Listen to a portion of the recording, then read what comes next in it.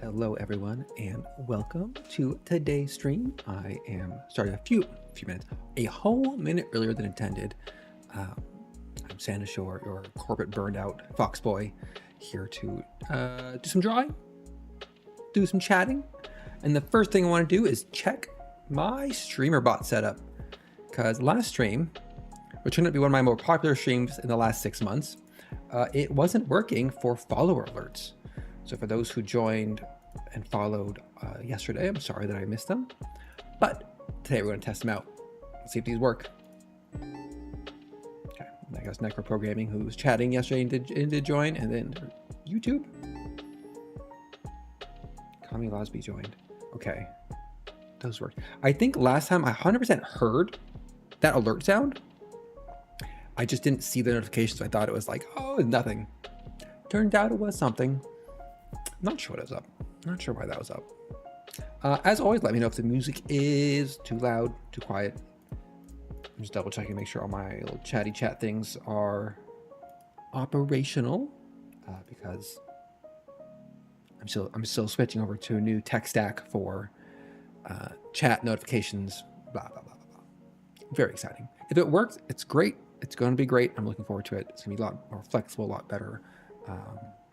More in line how I think about that side of things, but that it seems it works fine. So today we have, on this Friday afternoon, end of the week, thankfully, I'm going to be drawing Arafella, one of my OCs, and I've got some, what I drew last time based on just eyeballing some references, and then I have another page here of actual references of Saku, who's the upper right here. Their burnt out 1,000-mile stare. I got topics to chat about. I'm like, oh, I don't have anything written down. What am I going to do? And then like 5 minutes before, I'm like, you know what? Let's lock in and write some topics down. Mostly because this for me has been a week, a week of deep burnout and career existential crises. I'm like, is it my time? Is this my moment? Is this my midlife crisis? And I'm like, hell yeah it is. Let's lock in on this. Let's buy some expensive camera gear, make rash decisions about our housing and our jobs, and push forward. It's gonna be great. I'm not at the like buy a boat stage of midlife crisis. Like, first off, I'm a millennial, I can't afford a boat. Second off, boats are expensive. They're expensive. But I am in the like, what if I just get like a slightly smaller condo and I buy it in a cool part of town, and if my job forces me to go back to the office, I just say no. And I say no and see what happens. And maybe they'll like be like, oh shit, he called our bluff. I guess we can't do anything. Or maybe they're like, we're gonna let you go. In which case I'd be like, bye, Felicia, and leave. And that's my current plan of action after a stressful week when I realized I was just deeply unhappy with my work. And honestly, like, it's not hard, and I get paid like a good amount for it. It's just like, it's existentially draining. Again, not the worst thing in the world. And that's part of the problem, is like, it's not that bad, and I get paid a lot for it, but I'm like, my soul is being crushed under machinations of corporate structure. Oh, he's actually getting calf implants. I'm not sure my health insurance covers calf implants. Unless I can make their medical necessity. I was told I need to get calf implants. I'd imagine the challenge there is putting pants on. Like, I like a good skinny leg pant, and like I have a couple pairs of pants where it's just like, it's already a struggle. Adding calf implants in on those skinny pants, because you know what? It's gonna make a comeback. Skinny pants are gonna make a comeback. Just you wait. I'll have my ankle socks ready and my skinny jeans, and I'm gonna be primed for that fashion trend revival in 4 years. Mark my words. Mark my words. Clip this in 4 years and be like, Foxboy calls next fashion trend. Skinny pants are in. Tiny little jorts are in. I tried finding like a pair of like jorts for the summer, because I was like joking, like, oh, I'll get some jorts, and I'm like, well, I need some new shorts. And I'm like, I've never had shorts. Might as well. Plus, like, if I get like, calf implants. If I get jorts, then I can slowly build out the Sanish cosplay. Because I canonically sit here wearing jorts. And so if I can just get myself a pair of jorts to go with it, we'll be good to go. We'll be good to go. Oh no, don't ever call them that. I will not Dad Parade. I will not call them that. Yeah, I can slowly build out the Standish cosplay. Apparently all I need is like some clumpy boots, half a nylon stocking, thigh band jorts, tiny jorts, and a big hoodie sweater. And I'll be set. I'll be at Emerald City Comic Con, the only one, and I'll be like, they don't know I'm cosplaying a famous VTuber. That story I tell myself. Between now and then, I'll of course explode in popularity. I'll take off thousands of viewers. I'll be able to quit my job with the community and be like, I'm sorry, tech company. I have viewers to appease, and I have 3 subscriptions. I'll enjoy my $10 a month. Oh, I'm not sure. I'm gonna be a little bit honest and transparent here. I don't think I can pull off Daisy Dukes. I don't think I have the right allocations for that look. Also, I think the pockets hanging out underneath, because that's what Daisy Dukes look like, right? Daisy Dukes. I have a vision in my head, and I just want to double check.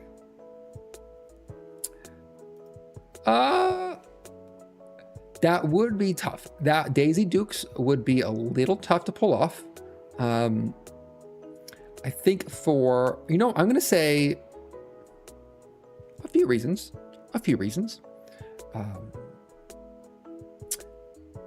One of which, I don't think I can pull off Daisy Dukes. Would I try? Maybe in the privacy of a dressing room. I think there's not enough space in a Daisy Dukes. And I look, I'm gonna check my privilege here. I enjoy having pockets in my pants that work. I said it. And that, by the way, I'll get the drawings eventually, don't worry. Was the problem with my maid outfit? It had no pockets. And I tried it on, and it was like, I had like 2 months out from actually wearing it to a con, and I was like, I have no pockets. This very cheap maid outfit does not have pockets. I'm shocked. So I had to buy a little crescent bag from Uniqlo. And it made me realize things. Same with like skirts, often don't have the pockets. But I do have one that has like a pocket on the skirt part of it. It's kind of nice. Awkward to get to, awkward to access. But not as bad as Daisy Dukes just don't have pockets. All right, we're gonna it's me crashing out of my job slowly, inevitably, assuredly. I think a friend said it best this week. Was like, first you leave with your head, then your heart, then your feet. And I think like I've been like leaving with my head for like the last 10 years, and then like this week was like my heart was just like, I'm done here. Oh no, I get it. Pockets are nice. Pockets are great. They're wonderful. And that's why you get like reasonably excited about them. It's just like one thing I've noticed over the last year, and then I think everyone should at some point do these things because you gain a deep appreciation for the effort it takes to maintain, is like, try shaving your legs. See what that's like and see what that maintenance was required and gain some appreciation there. Then 2, paint your nails. If you paint your nails, then all of a sudden like, oh, you chipped a nail. Woo, woo. It's like, that shit's annoying. Annoying as I'll get up. You spend time painting them and then you chip it right away. Uncool. Try and close without pockets. It could be a dress. It could be a skirt. It could be jeggings, whatever you choose. It could be Daisy Dukes. So you get appreciation for those who don't have pockets. A lot of these things you just try out and you're just like, oh shit, this stuff's like hard. Imagine living your whole life like this. Oof. No wonder people are angry. I, of course, have not lived my whole life like that. But all right, we're gonna grab this group here. I'm gonna take this group to the other side. Think of all the things I drew. Saku here is the one that is inspiring me the most for an Arafella type look. So we're gonna go duplicate, flatten, copy, and then I have my reference page over here. I grabbed more photos of the same character, just to paste. Just a half. I'm trying not to like, I don't want to like, I'm going to plagiarize Saku. Like that's not what I want to do, but this is like the right vibe for where to go with the Arafel here. I think what it was like when I watched this anime for this is the Masterful Cat is Depressed Again as the name of the anime. She's living with like a 6-foot tall house cat who's sentient. It's great show. Trying to live her best life as an office lady with a 6-foot tall cat. I think when I watched this for the first time, I'm like, you're going through and like, oh, you have a cute character, like the icon and everything, and like this short sleeve hoodie, I'm just like, shit, man, I want this short sleeve green striped hoodie. Where's my short sleeve green striped hoodie? I couldn't find it. Honestly, shorts as well. Like, give me this matching pajama set. Like, I would not be mad if anybody can find this matching pajama set in a size that would fit me. Do let me know. And I will go purchase it for myself. Get the nice coziness of a hoodie, but you have the short sleeves, which would be nice. And you have like little short pants to wear around. Oh no, not learning to sew. It's on my, in the back catalog of my head of like hobbies that I might benefit from. Oh God, it's a sewing stream. Would be like sewing machine, like tailoring clothes to fit better. Making clothes. Oh, that's a dark rabbit hole to go down. That's a deep, scary, spooky place to go. Maybe. If I quit my job, I'll have time. I have several shirts that I got in Japan, like anime shirts that I really love. I really love these shirts, but like they're made for people who have about 50 to 100 pounds on me. And I'm just going to say, I am not the bulkiest individual out there. Some of us may be bordering and approaching, but not quite categorized as underweight. Not saying we are there, but I'm saying we might be.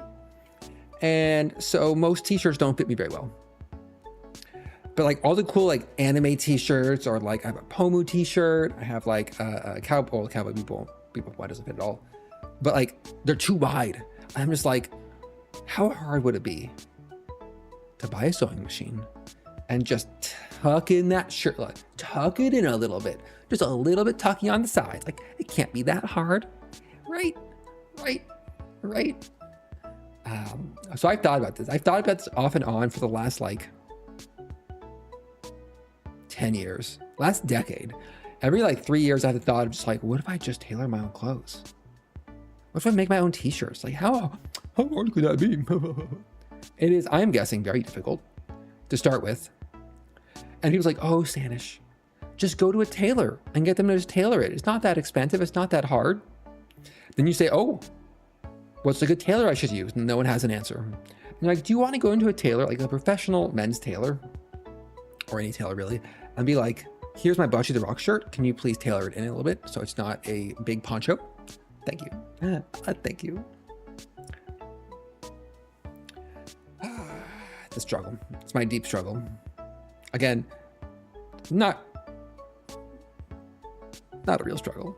Like, oh no, I'm too tall and thin. My clothes, they hang on me. Oh, I can reach tall shelves easily. Oh, it's so hard. My life is very easy. It's worth acknowledging every now and then. But you still burn out from your job. Ha ha. I just need to quit my career. I just need to quit it. I need to quit it and just like take a year off. Just take a year off. A year break from working. Sit at home, play games, stream, try out hobbies, live on a fixed income budget and see how that makes me feel. And then after that year, just don't go back. Just keep not working. Maybe get some stream income. Maybe publish an indie game and make $10 on itch.io over 3 months. You know what? We can have big dreams here. We can have big dreams. I could sell my artwork. Well, I'd have to be willing to draw spicy art if I wanted to really sell my artwork, and I do not want to do that. Oh, I know. I thought I got a. I'll draw eventually. This is mostly a chatting stream today. I had a recruiter reach out to me on LinkedIn, and I have a LinkedIn. I've had a LinkedIn for decades. I normally ignore recruiters because normally it's like not my field. It's like, oh, we see you're a data professional. Here's an AI crypto startup looking for someone on site in San Jose. It pays $30,000 a year. I'm just like, my guy, please don't. Just don't. There's so many emojis in this message. Please don't reach out to me ever again. But I got one this week. It was a 6-month contract, which I've normally just thrown those just straight in the trash. I'm just like, goodbye contract offer. I don't care what the rest of your message says. But then this week I was thinking to myself, I'm like, well, you know what? 6-month contract. You go in, it's 6 months long. There's none of this like pretense of like, I want to work at this company forever. Oh boy, I'm so loyal to this company. Thank you for this merch I'll gladly wear all the time. Like none of that. You're just like, I'm here for 6 months. I'm here to do some things and then I'm going to leave. Done. Bye-bye. Right now, that appeals to me greatly. That appeals to me deeply. Because like, if you're at a job and you get reorged and your job drifts from what you initially thought you're doing to you're doing something else now in a slightly different org, in a different capacity, and you're just like, you're still supposed to have the corporate like, I'm still for the company. And you're just like, I don't care. Oh, I mean, yeah. That's the part of it is like, if I do a 6-month contract and I get 2 months in and it's like, it just sucks. And it just like absolutely sucks. I could just be like, bye. No skin off my back, right? Like, it's tempting. It's a little tempting. But we'll see how that goes. The recruiter's like, what do you want for your hourly wage? I'm just like, I gave him one number and I the next day they set up a contract. It's like, I'm the recruiter and I'm your sole representative in negotiations for this particular contract. We're like, fine, whatever. They put the number I had in the document. I'm just like, oh, you're writing it down like officially? Like in that case, let's add some more on there. Let's you know what? That top number they said on that listing, let's use that number. Then I sent him a 3-year-old resume. I'm just like, I don't care. You reached out to me. You look at my LinkedIn, you figure it out. I'm probably not going to hear back, honestly. And it's best if I don't, because like if I hear back, then I have to like go through the interview process and actually make decisions. I'm just like, I don't want to make decisions. I just want to coast for, if there's anyone from my employer here, please cover your ears. I just want to coast for 6 months, not get fired that time. Not get fired. And then quit in January. Now, if I can get laid off with a severance package, then we're cooking. A severance package right now? Like I had this what was it called? Like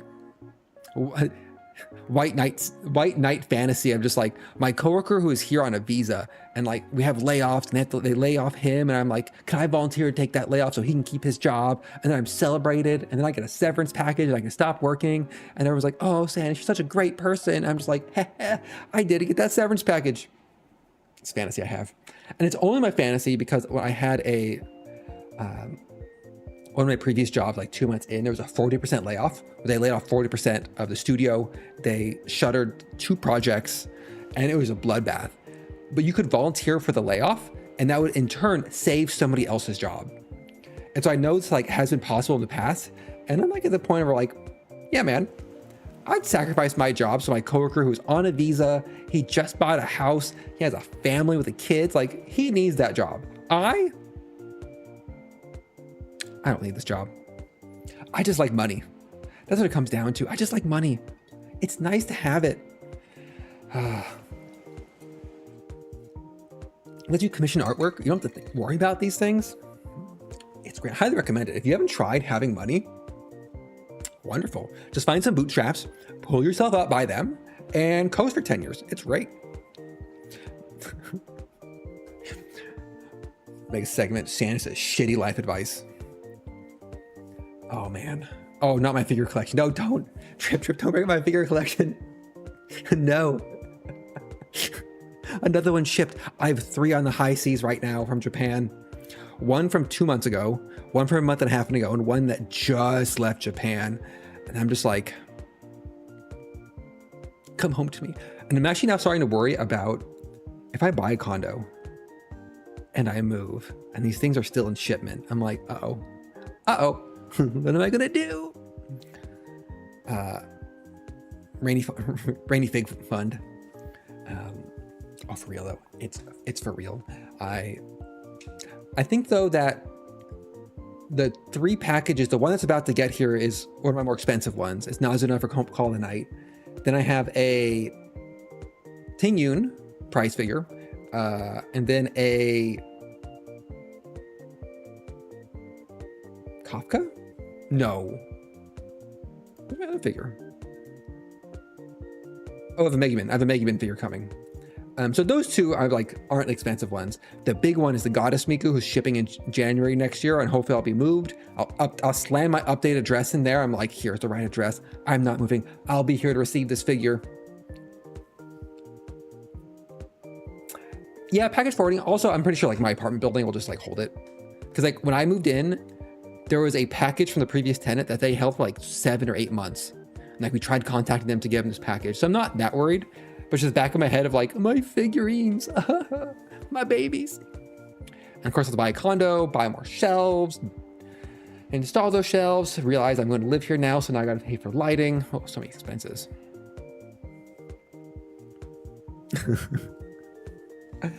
Fortunately, I have a large megacorp apartment building, so I don't have to rob anybody.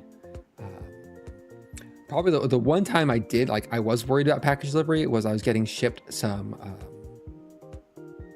that maid dress and some other clothes like that. And it was through some weird ass shipping company. It wasn't even, it made On Track look like a mainstream FedEx type company. It was some weird Chinese last mile shipping company. And it was the guy was just at the door calling me to come get the thing. I'm just he had a Toyota Corolla with packages in the trunk, and he just hand it to me and didn't verify anything. And they updated every 2 days, shipping updated. So it was your package is in San Diego, and it's your package is outside. He's right now. He's calling. It was weird. It was bizarre, but it was cheap. But I'm how's the company exist? How do you you're I want to make a last mile delivery company for cheap shipping from China. It's whose idea is this? Right? It's the guy is out your window. Please take the screen off and hand him the package. Second or third time though, I got the rhythm down, so I figured it out. But that first time, I'm what is going on here? What if they know that I'm getting... It's one of those ones I'm going to pay for discreet packaging from this. And then the second time, whatever, it doesn't matter. It's it's a black paper bag. No one's going to care. Nobody cares. It's oh, we got the package here from Femboy Clothing Inc. And you're just oh, no, I don't know. I'm just going to pick up my package. Throw it in my grocery bag and walk it inside.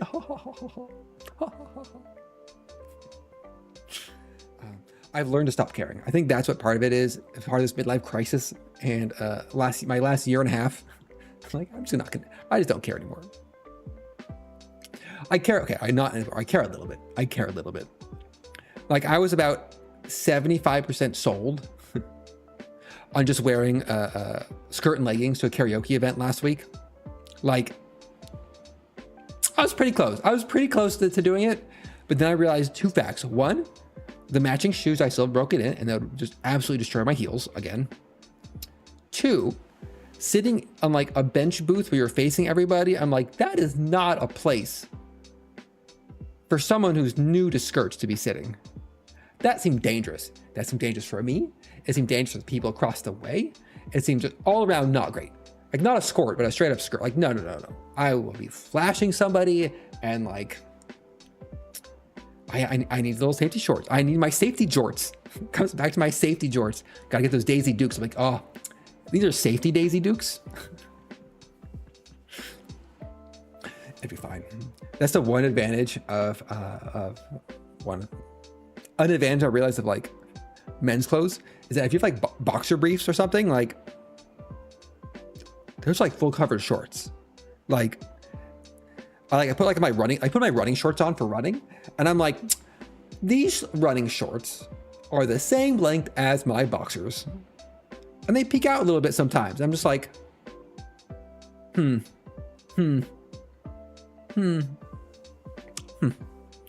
things like make you go, But I think I also, admittedly, my perspective of what is like a normal length of short has shifted drastically since taking up running. Before I took up running, I was in the like, oh, these shorts need to go down to your knee, and it's 1997 again. They gotta be baggy and like cargo pockets on the side. And then like I got some running shorts, and I was like a little embarrassed at first. But then like as I started running, I'd be like not caring, one. Two, I'd see some other guy run by who was like way fitter than myself, who's wearing even shorter shorts and even less shirt on top. And I'm just like, oh, he looks so professional and great at this. And I'm like, oh shit, am I wearing too much clothes?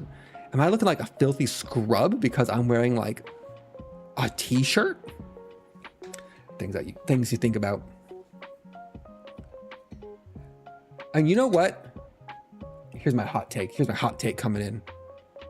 If you've worked in a gym or exercising or anything and you developed your muscles like that, yeah, show them off. They're impressive. And we should appreciate them. And I think that should be okay. You should be able to look at them and be like, shit, that guy, that girl, they work to look like that. And they look good as a result. None of this like, oh, you can't like, no. If there's a girl and she's like crop top and she's like abs, you can see, you should be like, those look great. And that should be acceptable. That should be fine. It's happened a couple times in the last year to me. One day I'll draw. It happens a couple days where I'm just like, get into it. This has rarely happened to me. Where like you see somebody and like, you're in a park, you're walking along, and you're like, oh, normal person. You see them and you're like, that person is like an outlier in attractiveness. Like way beyond what is normal. And you're just like, you do a double take and you're just like, damn, that person is just very attractive looking, conventionally attractive looking. And it's impressive. It is just impressive. Like when it happens like on TikTok or social media, you'd be like, oh, it's social media. There's filters. This is like, you're sampling the entire world. But when you see it in person, you're just like, damn, that lady looks really good. Or when I was in like Hawaii with my parents, there's one guy with his girlfriend and he was just like absolutely jacked, but not in like the roided out jacked, but just like this guy is like toned, tan, spend time in the gym, and just like, and it was like a way people like that sometimes move with like a confidence of like and fluidity of motion. That's not just like I took steroids, but like I actually like I am able to touch my shoulder and move and stuff. And you're just like, shit, man, that's impressive. You know, like a small applause, and you're just like, great, just great. My goal one day is be that somebody for someone. Like, oh man, did you see that fox boy in a maid outfit? Great, wonderful. A little applaud. Are those Daisy Dukes? Oh, he's pulling those off just great. Did he just sing break stuff and do a great job because he hates his work? Wonderful, fantastic. It's in one of those days. Anyway, let's get some drawing done and then we'll get back into the chatting. I realize when I don't want to draw, I just stall. I'll just stall and I'll chat and it'll just happen. No regrets. Oh man, like one thing I have been bad at my entire life, I'm really bad at complimenting people. Like I admit and I realize this is a fault of mine. And it's something I've told some friends, like I actively want to get better at this. And so I'm actively trying to practice complimenting my friends on like how they look, what they're wearing, like not just like, oh, you're a nice person or like something vague like that, but just like, I really like your necklace or that outfit looks great or your hair looks wonderful today. Like I'm trying to get better at that. And like I need to get better at that before I can hold up a little 10 out of 10 sign, like point at somebody in the park and be like, nailed it. You nailed it. Like, 10 out of 10. Imagine there's a little sign right here. 10 out of 10. Holding a little sign. So that's something I'm trying to improve on. It's a lack. Probably stems deeply from being intimidated by girls in high school and not knowing how to talk to them. And by probably, I mean, yeah, that's where it stems from. I got better. Oh, high school Sanders though. That guy. Shake my head lightly. So let me rescale some of these. Let's group them up. Group.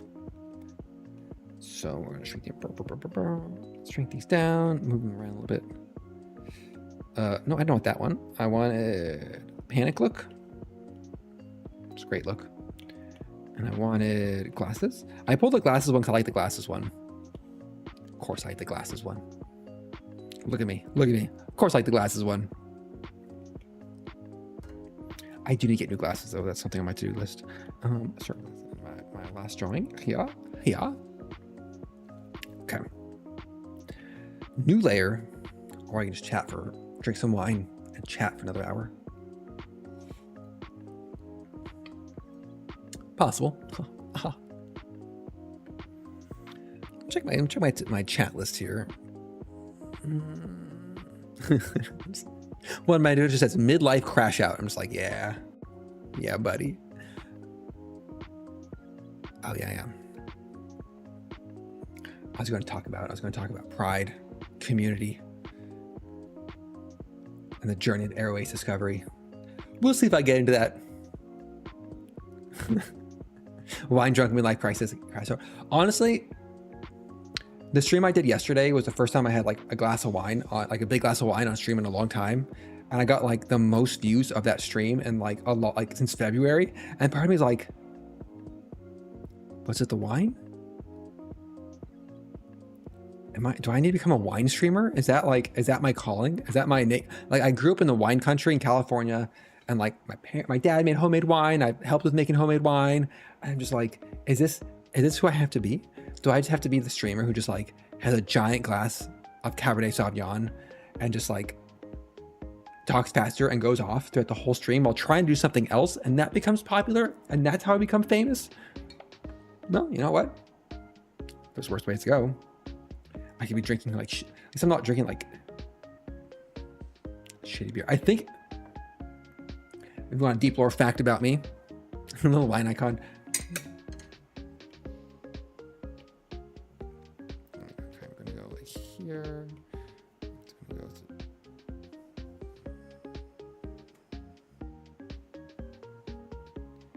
And then the problem is I'm not trying to draw glass.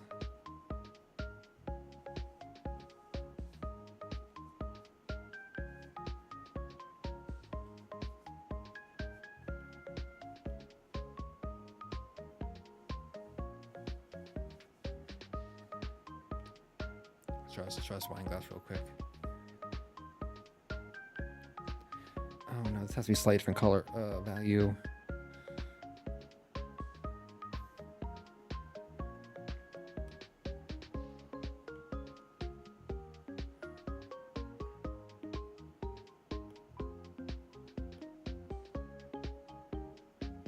There we go.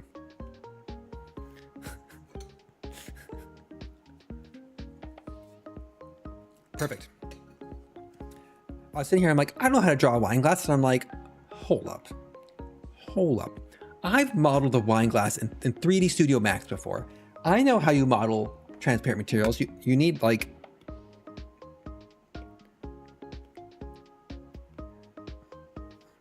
it's like I like how the resolution just dropped because I rescaled it.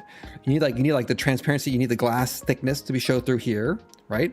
You need the top of the fluid, the angle's all wrong. Top of the fluid, the wine glass stem doesn't actually connect in the bottom here for the glass. I probably should have like a little like something like right there, but we don't. I do there. Put that back there. Perfect.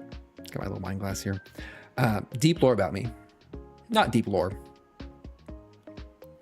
I'll get tipsy and buzzed on like beer or mixed drinks. Easy. No question, right? Red wine in particular, I don't know what it is about red wine. It makes me very chatty. On stream, in person. My morning coffee makes me chatty, like espresso makes me chatty, as does red wine. White wine, no. Beer, no. Mixed drinks, no. They'll get me, might feel buzzed, might feel like different. Red wine though, I just become chatty. So maybe it is the key. Maybe it is the key because I need like a flushed toggle. Wine flushed. Doesn't help. Okay. So I'll talk about those other things. Here we go. Let me get one drawing in. A Kofi fine for wine fun. This deeply falls into the trap of like, I cannot monetize. I can monetize drawing streams. Drawing streams I can monetize. I cannot monetize gaming streams per my employment contract with my employer, who's a major video game publisher. I got a wine box for the wine fox. Let's get in here. The copyright itself. The finest red blend from Manteca. The exotic locale of Manteca, California. Your finest of box wines. Your finest of Franzia. Subscribe now for 15% off. Just use the code Sandwich25. Just use Summer Wine Fox to get that free Merlot when you order 6 or more bottles at once. Brought to you by boxwine.com. Boxwine.com. Subscribe to wine. Subscribe to life.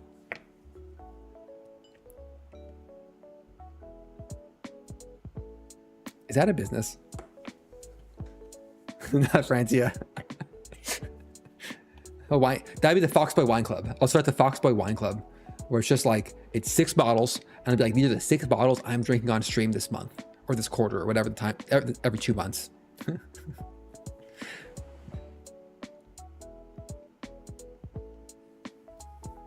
No, wine club. So wine clubs do that. Most wineries and a lot of tasting rooms operate wine clubs. Where you subscribe and you say, I want 2 bottles of red and 2 bottles of white every month or every 2 months, and they'll select them for the month in the price range you set, and they'll ship them to you. And like the quality and quantity varies greatly at different price points. I had one for a while.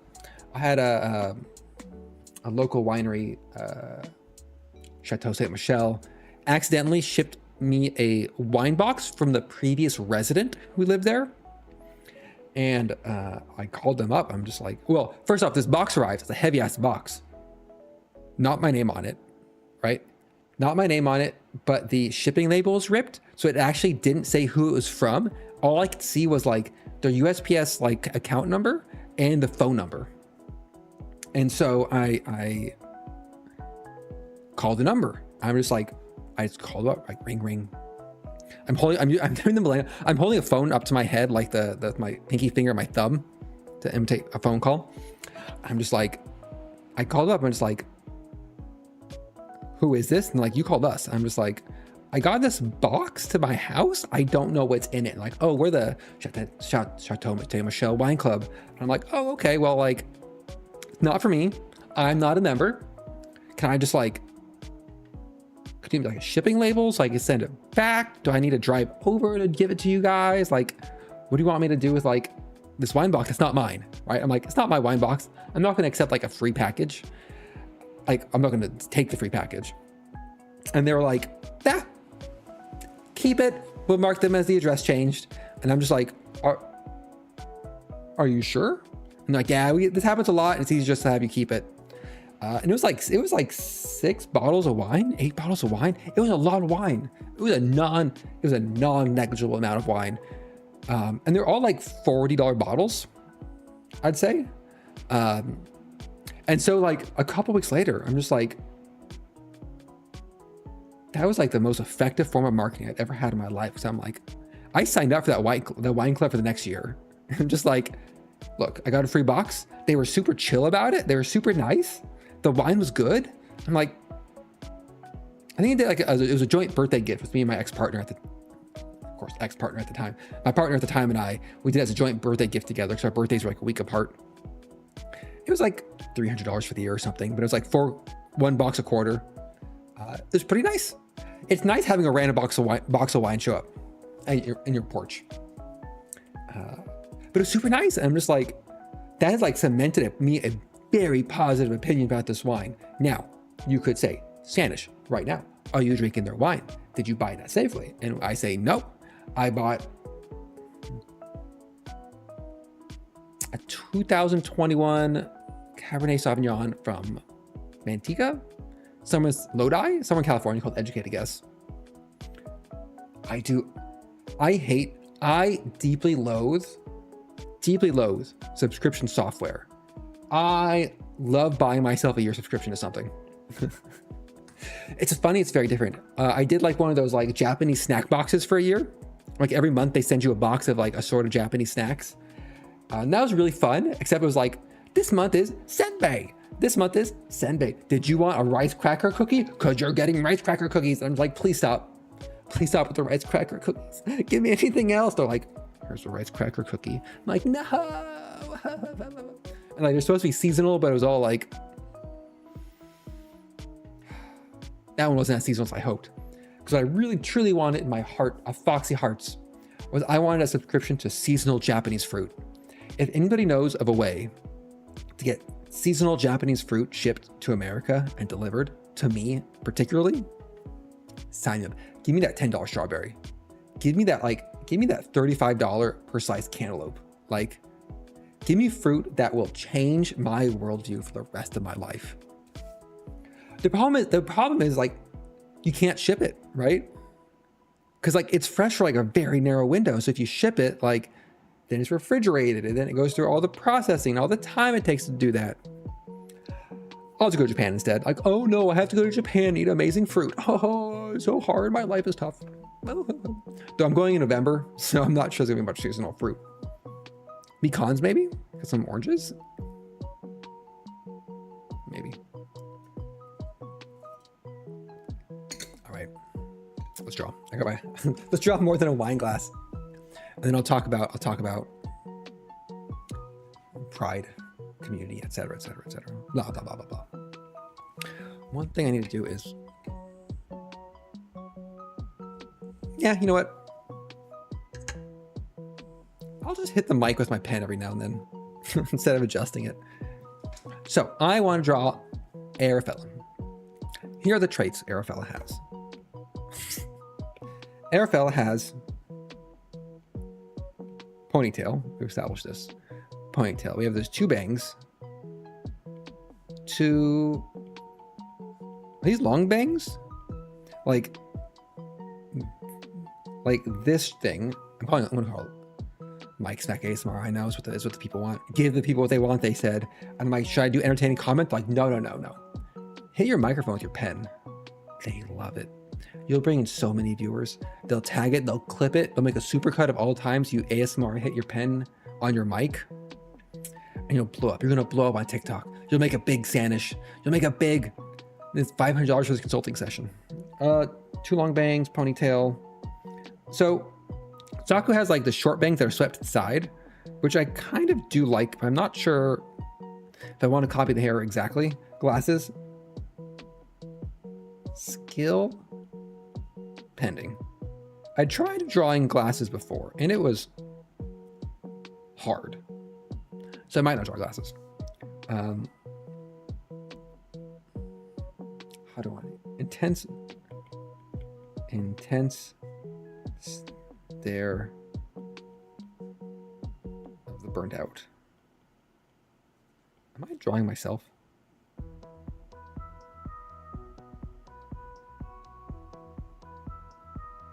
Oh no! Oh no! Oh, is that like they like do the side of the mic or like?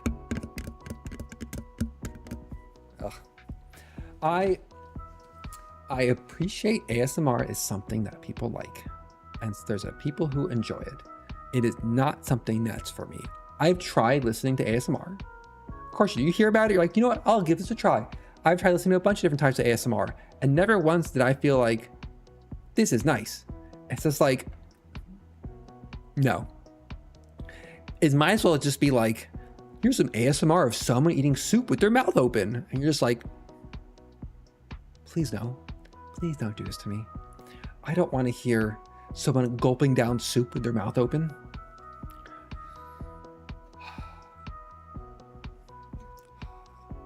What's it called? There's the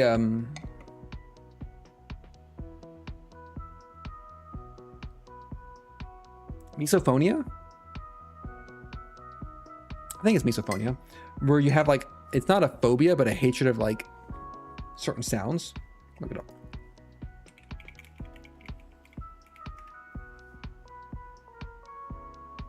Yeah, trigger a condition. Oh, thanks AI. Certain sounds trigger strong emotions, body change, erratic behaviors. Okay, so misophonia is one of these like, that's the extreme case. And I'm definitely not at the extreme case of being like misophonia, but like I get into moods, I get into moments where like the sound that other people are making, or you're just like, I want to burn the world down. I think that humanity was a mistake, and we should start over from the dinosaurs, and never have to hear the sound of a coworker clipping their fingernails in the office. That's not a sound anyone should have to hear. Well, they're trying to literally, you know what? It doesn't matter what I'm trying to do.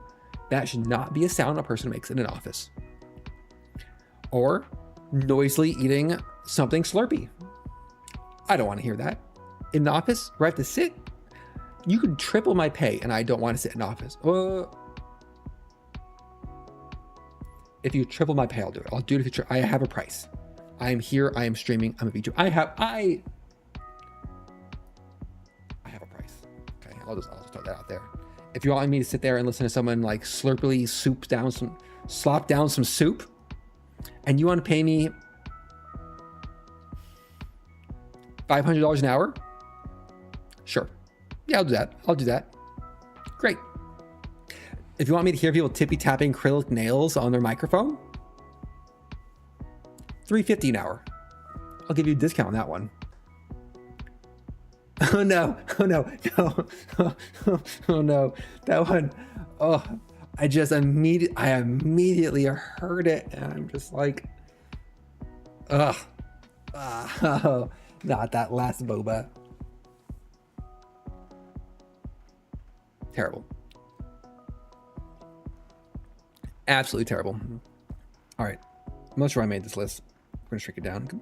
You know what? I'm just gonna delete it. Goodbye, list. I'm gonna move my mic up a little bit though. I just hit it twice in a row. Okay, hopefully that works. If I'm too quiet, let me know. It's nice. Sometimes I'm streaming and I'm like, I'm drawing and stuff. Like I get out of range of this mic. But then like when I'm talking to friends on Discord, I can have the mic pushed away from my desk, like in this, it's away position, and it picks up fine. Sandwich, that's because your friends don't actually listen to you because you're just doing running streamer commentaries. You're playing games together. I've caught myself doing that. All right, so I like this hair. I like this general look for Arafella. Not quite the mouth, face, and nose shape. Maybe not the eyes, but I like the hair. I like the intense stare. I do like it. I wasn't sold on the intense stare, but I think like since last week, I've been sold a bit on the intense stare. But we're doing a chibi style. This is more realistic. So we're doing a chibi style. So the main thing about the hair is it seems like it's a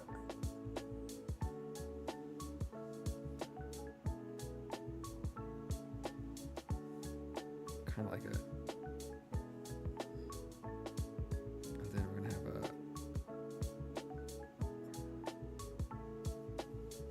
and then we're gonna have like a little chibi face. Got a chibi face in, and then I'm just gonna rough sketch. Obviously, it's a rough sketch.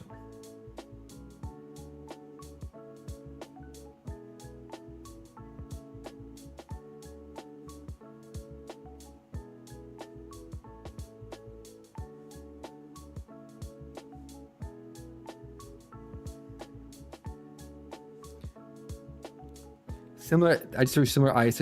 I'm doing like, I keep doing this shape for eyes. It was fine. It's called having a signature style, guys. That's not because I can't draw other types of eyes. Oh, that's pretty. That's almost what I want. I want kind of like a. There we go. There we go. Now we're cooking. And then the back of the head. Kind of like. Oh, nope, that's not right. And then kind of like, it's kind of a bit of a, like the angle for the hair. Draw something there and then.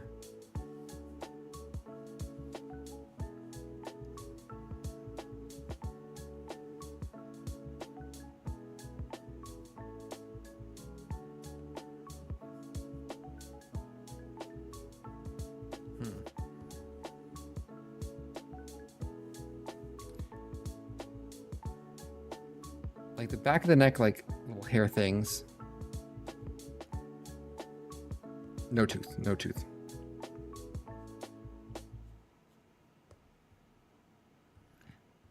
So I kind of like. I think for Arafel in particular, I like having some more of these like. That's one thing I liked about this drawing in the top left here was kind of like the loose strand aspect of like the single strand hairs, which I have not been doing before, but I kind of like that as in terms of what I want is like that space between this person was put together at the start, but they've gone through their day and like a little couple hairs are getting out here and there. They're like a little bit like aggravated, a little bit maybe burned out. Of course they're burned out, but like just a few loose hairs that are kind of like not coming apart at the seams, but just emotionally waiting for this wine glass down here. So this isn't quite what I want in the face shape, but it's a good starting point. I like simplifying this hair structure into like this, almost like, it's like almost a comma shape. So let's try that again. Again, like this is fan art. This is OC fan art. This is not like, I'm not copywriting design here, but I don't want to be like, I don't know how to walk the line between like taking inspiration from and just copying. Neither of these have been traced. I think that's important for my own own self. Neither been traced.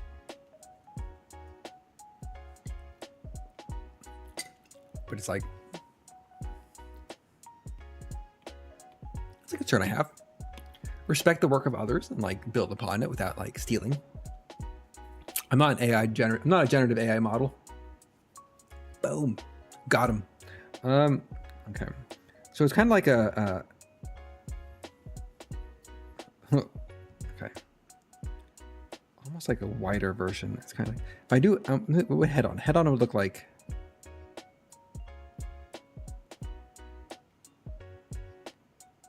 Ooh, too long.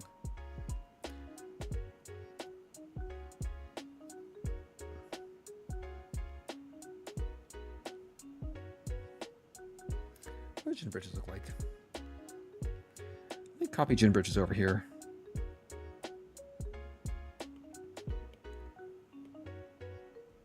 I'm getting a little better at Procreate, which is nice.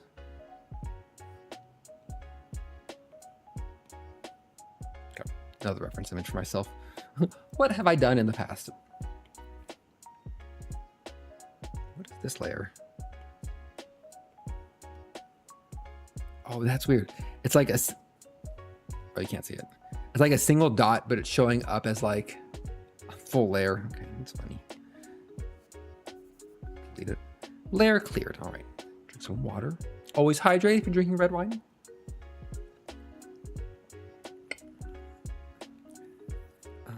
Layer 9. Okay.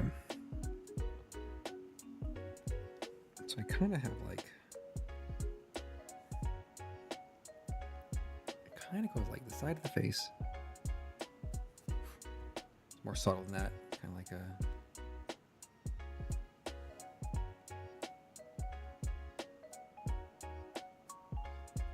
All right, I'm just gonna sketch this one. We're gonna do scratchy sketches. And the mouth of just like there, about in this divot. When that's kind of like your eye. This is kind of like the eye socket seen from the side, right here. So that's where the eyes are. Okay. Chin bridge is definitely like. It's not angled eyes. Chin bridge does not have angled eyes.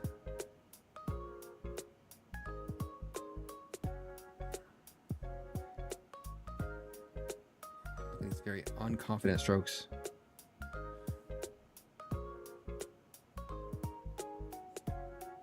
There we go.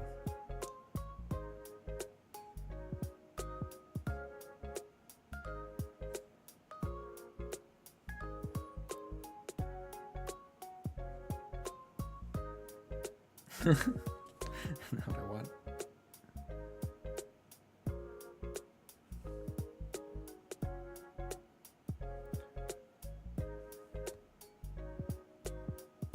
No.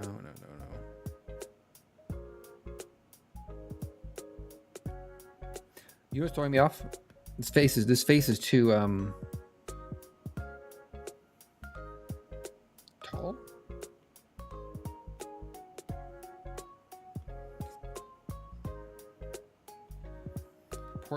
Something about the proportions are off. I want non-uniform, freeform. Freeform. There we go. Okay, I feel better now. I feel better.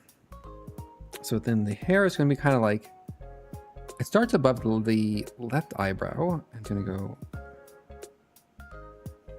like this, and then here it's going to go kind of like a, and this side's going to go like this, and top of the head's going to be kind of like that, like a strand coming off, and then maybe like this, and then I'm not sure if Chin Britches has Dahegao or not. Try it and then. Ooh.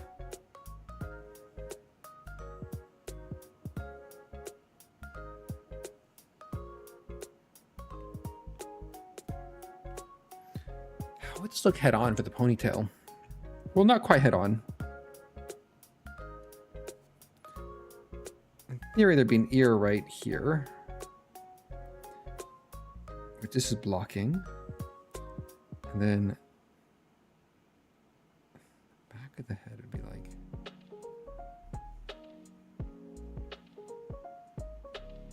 because chibi heads are pretty big. Is that the problem? Is this too low?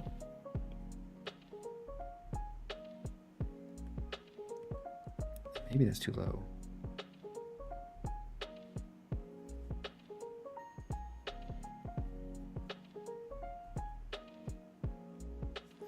I'm gonna have like a ponytail back here. It's gonna be like.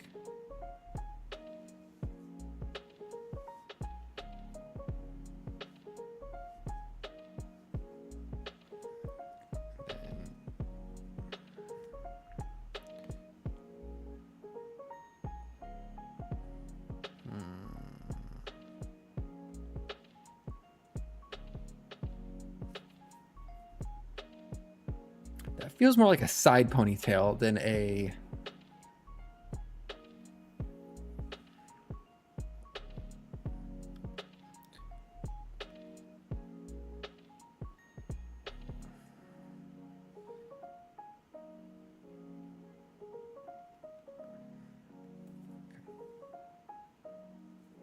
So let's look at these. Let's look at these.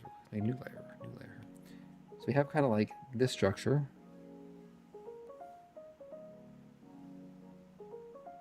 Then we have like this lock of hair. And then the back of the head, is eluding me a little bit. Kind of goes like, oh. Kind of goes like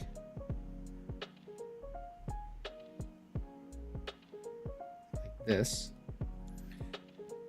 And this one, the hair is up in a bun,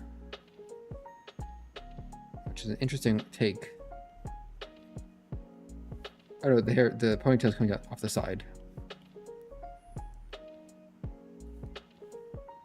Okay, this one, let's take a look. We've got the same.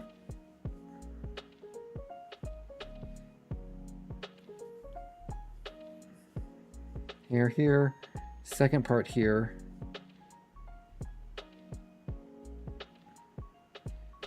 And then ponytail coming down. Over here we have this front part. We got this second part here. And then the back of the head with the bun. Over here is my first one I did. We have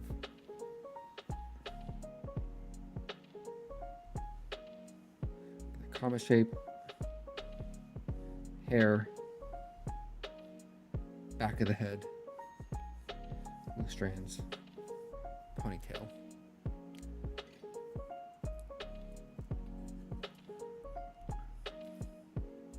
It's the back of the head that's getting me a little bit. I can do the front part.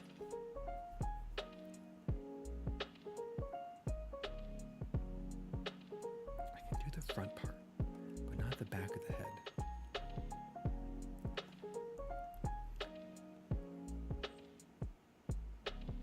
I think maybe I shouldn't be trying to combine the bangs. Like, look at this. Like, compare this size to like this size. Like, this one is definitely not as tall and height-wise for the bangs. Maybe that's it.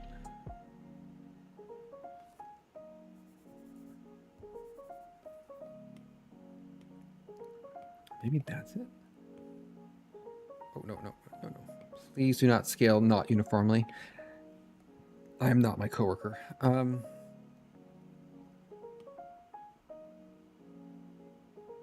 Gin, I simplified a lot. More than I'm doing here. I think I need to simplify some more. My Chibis generally are similar, kind of like... Start the ear. Kind of go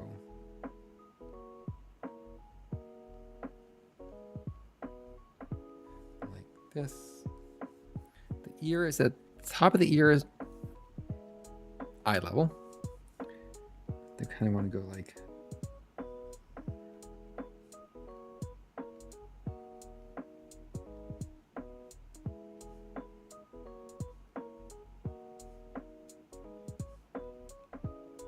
oh no.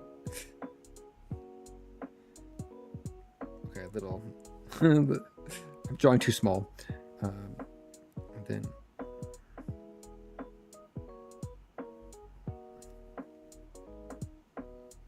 perfect, and then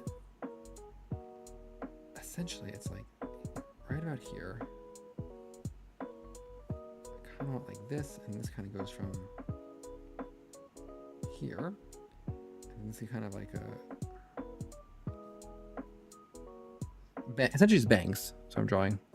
And then on top of the bangs, we have a separate lock of hair. Comes down like that, and then maybe something in the back.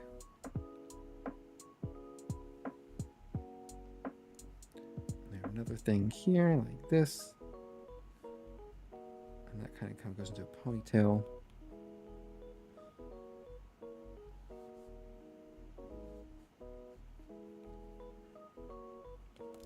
I'll fix the ponytail later. That doesn't feel right either. Chew on my pen. Think about it. Probably shouldn't chew on the pen. It's an Apple pencil. Probably should chew on it.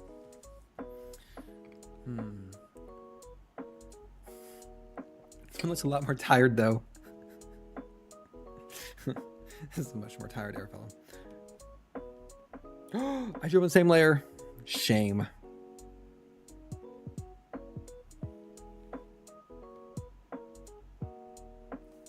Copy, feel, clear, copy, paste. Is there a cut or just like a cut and paste?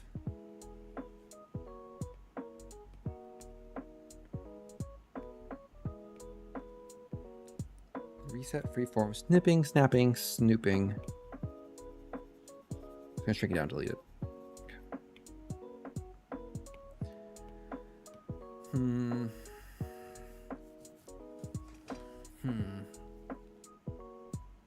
I feel like with Gin Britches, I had an idea and it came through and it was great. Here, I think I'm struggling somewhere along the line here.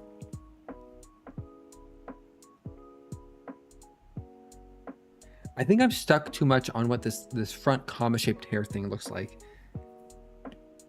Okay, I think I'm stuck. I think I'm.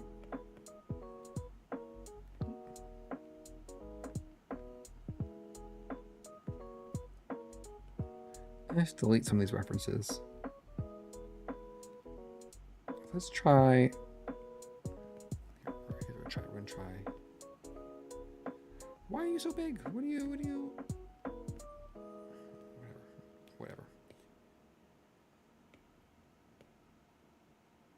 Why is the selection so big for this?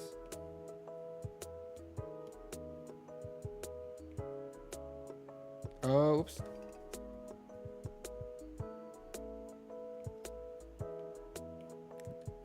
Two of them just selected. Okay. Golly. Let's try looking at this. Let's do this a quick drawing, quick sketch of the Saku.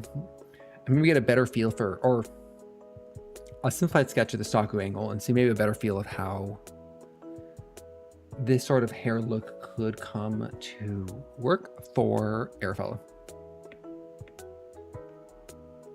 Layer 11, the hopeful layer, the layer of hope, the layer that will bring us joy in these trying times.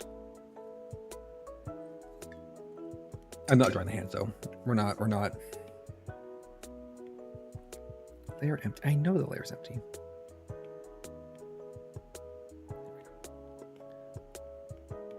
Okay, so we're gonna draw here. So this Saku.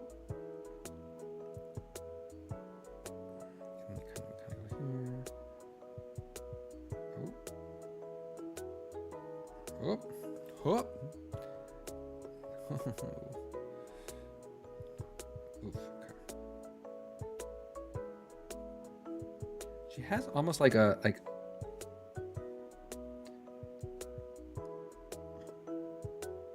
how much its curve is like killing me. Come down. And then it's a concave up, which is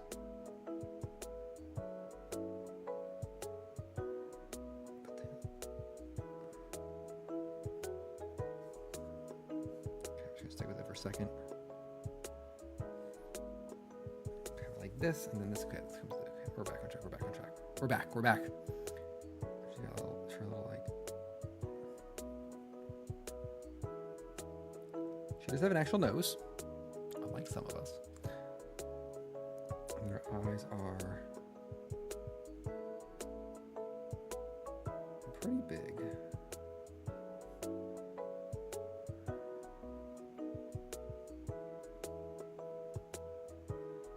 Pretty big, and then the eyebrows.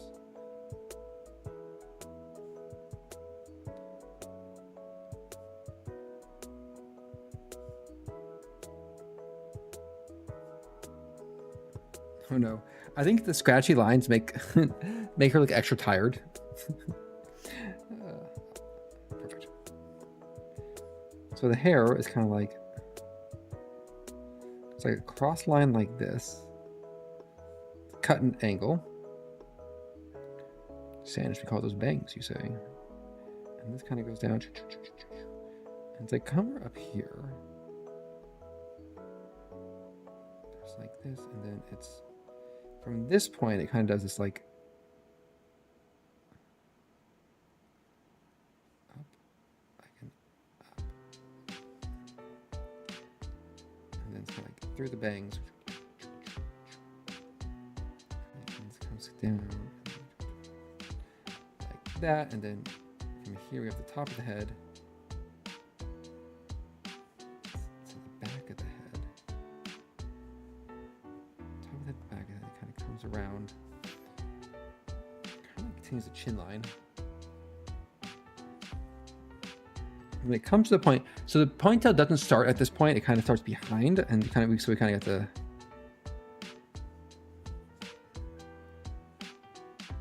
But even this was not high enough. This should have been like to the top of the head and then down.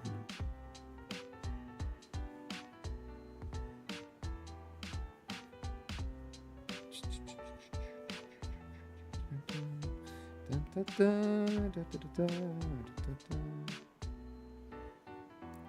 has a big forehead. Let's talk about the big forehead here. The depressed version. And the angle's off. The hair angle should have been like this.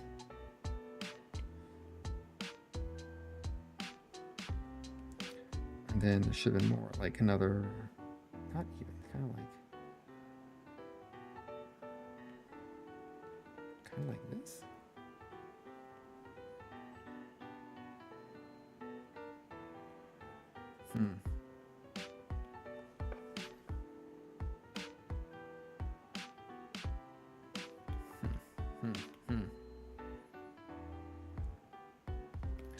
It's not coming together as easy as Jin Britches. I think I had a much clearer image in my head of Jin Britches and like what makes and defines a Jin Britches character versus Arafella. Arafella's been much more fluid and dynamic and not as like static. Like for me, Jin Britches, like this is what Jin Britches look like.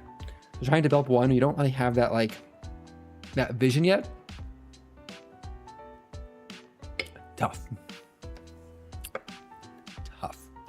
So let's see, so what do we have? Here.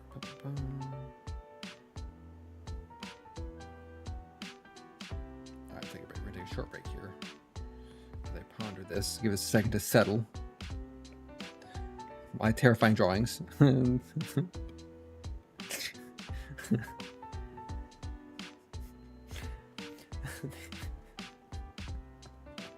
crack me up in different ways. I think it's these super sad eyes. So sad. I think these two, this eyes and these two look like, I don't like them. They don't look good. They look weird. I think though that like these eyes, deep irritation, like extreme like anger. And these eyes are definitely the like, yes, I can stay late and work more eyes. And that is closer to what I want. I want the eyes that are saying, giving like, of course I'll work overtime. These two?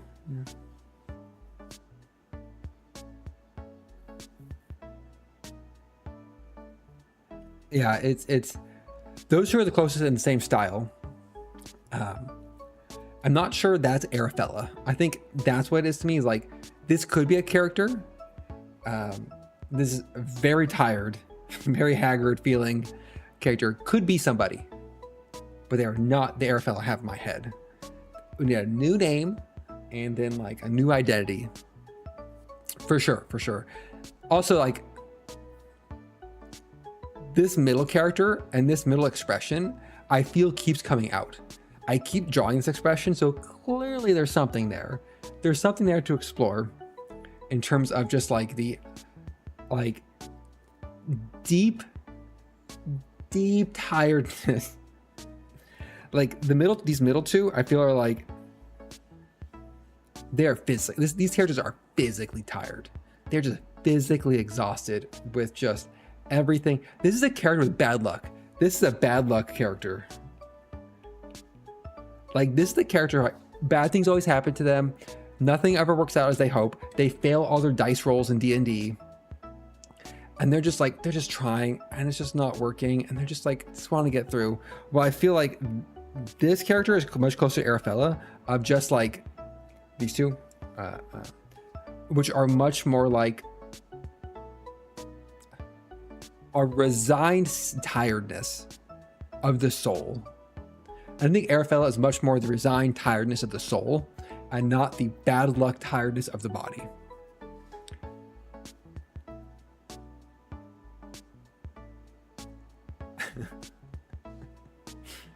Yeah. These two are the intern. Yeah, the intern who dropped the coffee a block after they ran to get it. And then the airfelt on the right and the left here are the ones who have just been given an overtime workload. And they know in their hearts that A, they have to do it, and B, it does not matter. I think this is the look of someone who is doing overtime work. They know is doesn't matter for the company, doesn't matter for civilization, matters for nothing and nobody, but they still know they have to do it. And they've just like accepted that void into their hearts.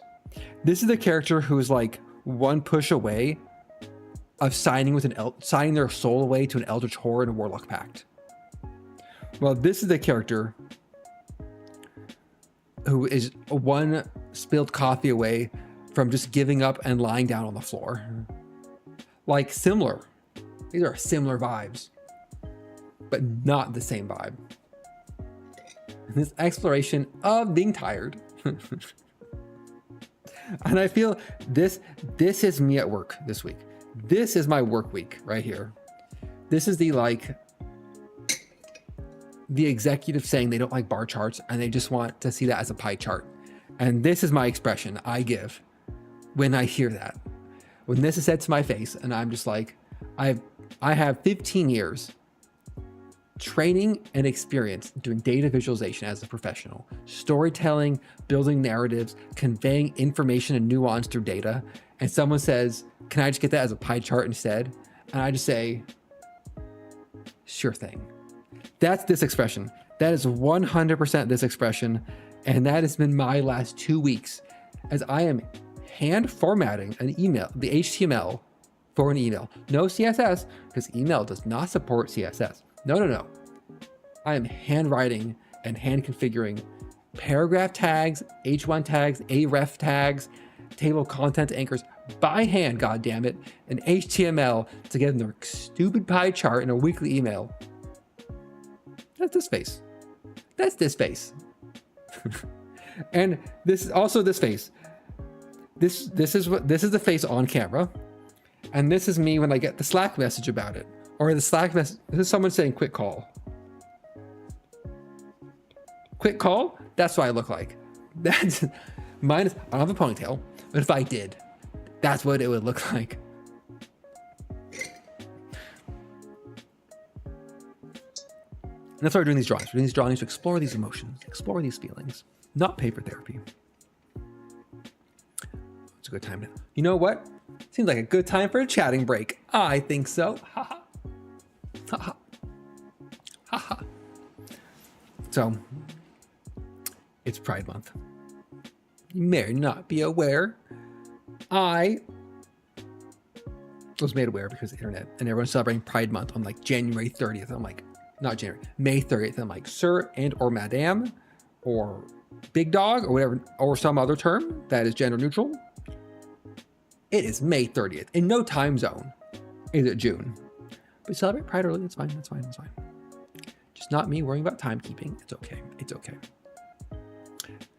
Sidebar, I heard someone ask, is big dog a viable non-binary term to address people? And I'm like, the consensus was, yeah. Everyone wants to be called big dog by somebody. It's a great name. It's a great pronoun. Pronoun? Nickname? It's like being called killer. You're just like, from the right person, you're just like, that made my day. From the wrong person, you're just like, I hate everything. So I saw a survey. That's my lead-in for all this. I saw a survey. It was some high schooler. There's a what's it called? I hate acronyms. And this place has an acronym. From the Asexual Visibility and Education Network, AVEN. And they reposted some like high schooler doing like, I think it was a high schooler, doing an online survey, maybe undergrad. Honestly, at my age, after going through graduate school, undergrads and high schoolers kind of blur together. They're kind of the same. They're kind of the same. Sorry, any undergrads listening, you're kind of the same as high schoolers. That's all your TAs think of you. Doing a survey for a class on like, essentially like what you're like, it was geared towards what your experience like being asexual. And I posted, I'm like, I'll take the survey. one, I love taking surveys. I love taking surveys. I love taking goofy personality quizzes. If you want me to like, just give me a survey format and I'll call that up. And a lot of like, some of the questions like, oh, when did you first realize you're ace? And you're just like, okay. And it's like different age ranges. And I'm sadly checking the age range that's farther and farther down the list as time goes. And I sob to myself a little bit as I do this. And you're just like, oh, 30 to 40. You check that box. It's like, how old are you now? When did you realize you were ace? Like, what was that like? Like, who'd you come out to? Blah, blah, blah, blah, blah. But the one that got me, and I've seen this, and I've thought about this before, is it was essentially a lot of questions with the deep underlying assumption that it's like the fundamental assumption is like, if you identify as queer in any way, you are inherently and guaranteed, like there's a 100% chance that you're going to join and be part of a queer community. Like if you come out as gay or ace or whatever, you're like, oh, I'm going to join and be part of a local like a LGBTI community. And like part of me realized like, I haven't done that. And I don't particularly like feel a need to do that. And I was saying this as like, I'm glad they're there, but like I've felt no compulsion or need to like seek out like an Arrow Ace community of any sort. Like I thought about it, but I'm just like, I don't really want to. I don't feel the need. And this is similar to like at work, there's like an employee resource group for Pride. And I was looking at joining it and I'm like looking at all the panels and talks they have. I'm just like, I'm good. I don't need to join those.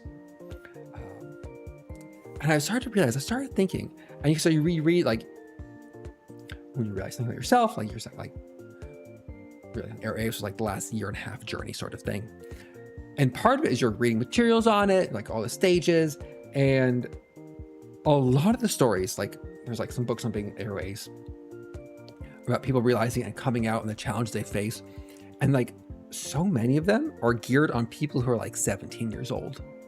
Or like 19 years old, 22, elderly, coming out or realizing it. And like, I understand like if you're doing it, like if you're coming out of the closet and you're realizing it's about yourself, I'm not sure that's still a term that's used, at a young age, like 17 or 16, like how that could be so deeply formative to your personal identity, right? You're like, here's a thing about myself that sets me apart, that puts me in this community group of people, this common set of like issues and problems and experiences. But when you do it when you're like 36 years old, after you have a very like you've already essentially established to yourself who you are and your identity, you're like, for me at least, it's like this is it's a part of me, but it's not like, here's how it doesn't sound bad, not an important part of me. Like, yeah, it's important. It's important, like, to know that about myself, and like the clarity's helped in a couple situations recently, and like it's good to know and reflect on it. But like, I'm not like, if I was to describe myself to somebody, like that wouldn't be like the first thing that comes out or the first thing I say. It's like one facet among many. And so like, because of that, like I'm just as like, I felt no need to join any sort of like, oh, here's an Arrow Ace Discord server, which by the way, there's one that's called like Arrowpocalypse. And I'm like, one, that is a great name. Two, I don't feel compelled to join. Because like, I don't know what I'd get out of it. Perhaps that's a different issue. Perhaps there's like being more like, oh, you're an older person in this role and like being successful, blah, blah, blah. It might be good for that site. But like, exactly. It's like, okay, like, sure. And like, I've talked about it on stream, but it's not something I have some close friends. I have some very close friends who I play games with. I hang out and known each other like 7 years. And like, if they're on my blue sky, which I think one of them is, if like they're in this stream right now, which they might be, like, I care for them dearly as friends, but I felt no need to be like, oh, by the way, I'm aro ace now. Cause like for that relationship, for these individuals, like too tired, it doesn't matter to me. Like for my relationship with like these two friends, like this has no bearing on anything. Like I don't have like, there's no need for them to change their behavior. There's no need to like alter anything or like, so if they know, it's like, I don't really care either way, but it's like, there's no like need for like a big coming out like, and this is a super part of my identity. Here it is. And it's like, meh, I don't know. It's not like, it's been used super great for me internally for myself, but I don't need to like, I feel no compunction or need to like tell anyone. It could also just be the fact that like, there's a difference, and this could be it. It's like realizing you're atheist. Of like, you can either go deep into it and join like some deep like our atheist type things, or you're just like, yeah, I don't believe in God, and like that's fine.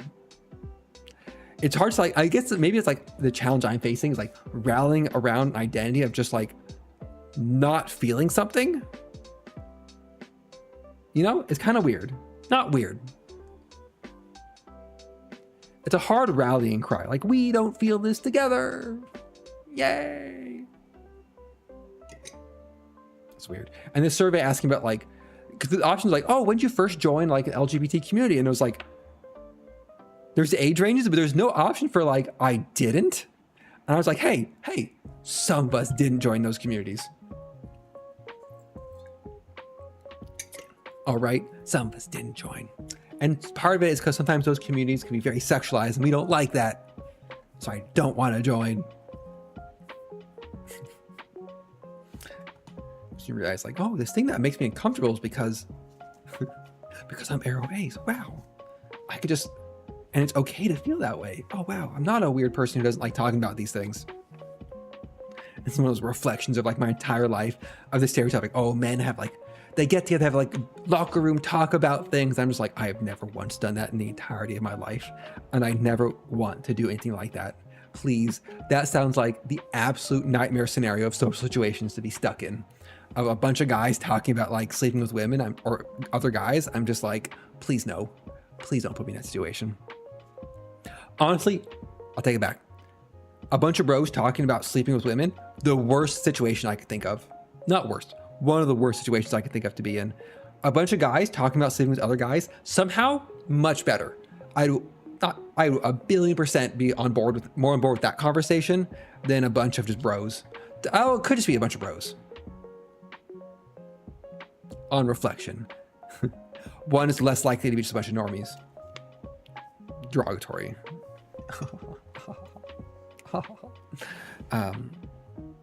So anyway, the survey is like set off all these thoughts of just like, I haven't joined these communities. I felt no compunction to join these communities. Why haven't I wanted to join any of these communities? And then I'm just like, oh, it's because I realized this and I self-identified and realized that at 36 and not 16. Perhaps if I knew what aro ace was in 2002, 2004, I was 16 around there. It would be different, but that was a different time frame. If you grew up, if you went to public school in the late 90s, early 2000s, it was a different time and a different place from today. Let me tell you, calling something gay was still an insult.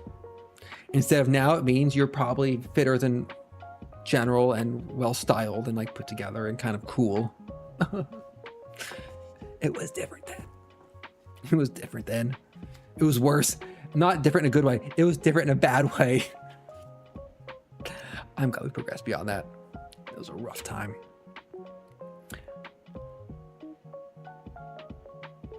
That's like 2 lines.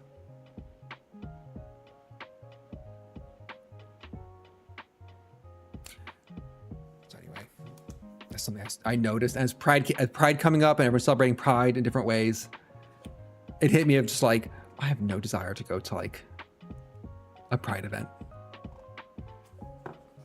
I think perhaps other things.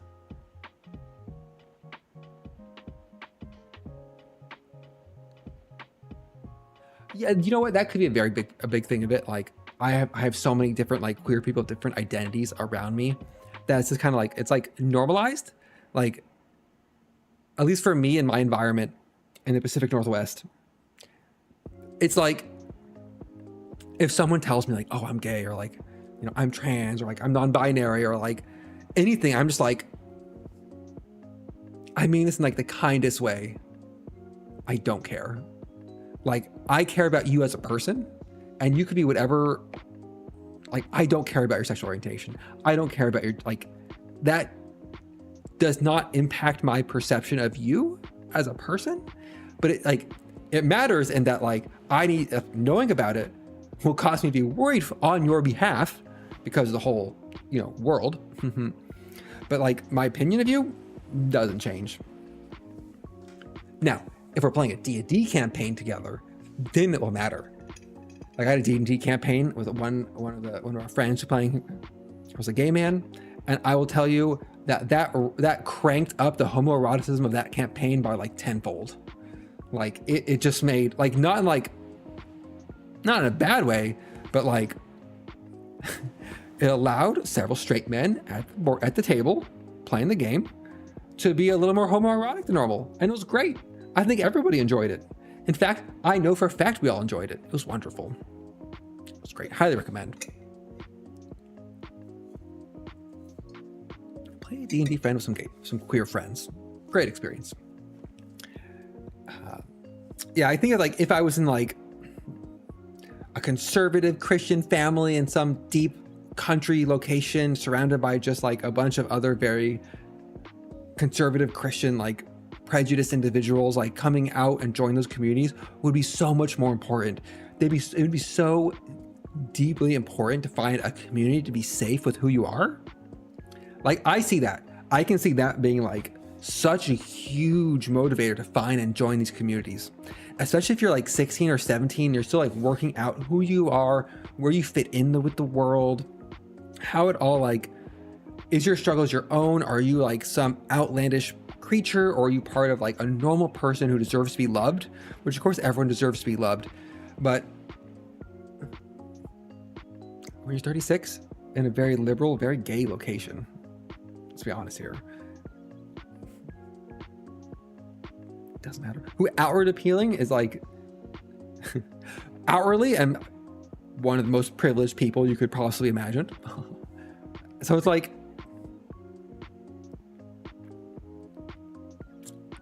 for me personally, no motivation. I understand the motivation and the desire and the need and the benefit of it. So I guess like, if I was told, if someone said, hey, Sanish, someone like you joining an Airways community is very important, maybe not for you, but for other people who may want support or other things where you can help them, I can see that motivator for joining. But haven't done that.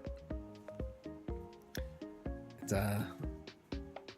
just one of those, like, I think I got hit by like that assumption, that one question just sent me down this deep spiral of like considering and thinking about and being like, wait a second, why haven't I done this? But to be fair to myself, I generally also don't join very specific niche communities, not niche, very specific communities anyway. Like, I've never joined a fan community around a specific topic and engaged in it. I've joined in fan communities for emojis on Discord. I will fully admit that one. Rest in peace, Pomucord. But like, never like involved or joined like, oh, I'm a fan of this anime or a fan of this subject sort of communities before. I never sought those out. So it could just be a me thing. I mean, it's definitely a me thing, but like,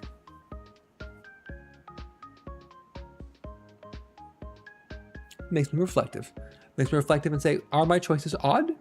Are they some underlying cause? Or is it just because this is a facet of myself I discovered late in life, and so it is a part of who I am, but not necessarily a core forefront thing that is a super defining.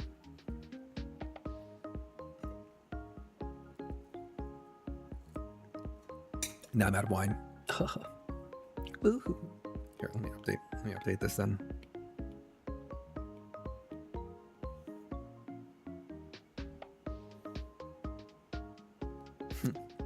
Update that wine glass. It's empty. So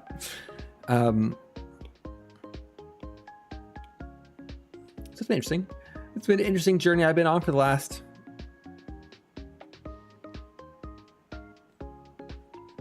year and a half, I want to say.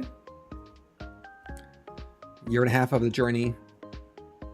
8 months or so of the actual, like, oh shit. Oh shit, I'm Airways. What does that mean? So it's been useful and reflective. A good midlife. Well, hopefully not midlife. Let's be honest here. Hopefully I'm not at midlife. A good self-exploration to do, which I highly recommend. And I've always highly recommended self-exploration.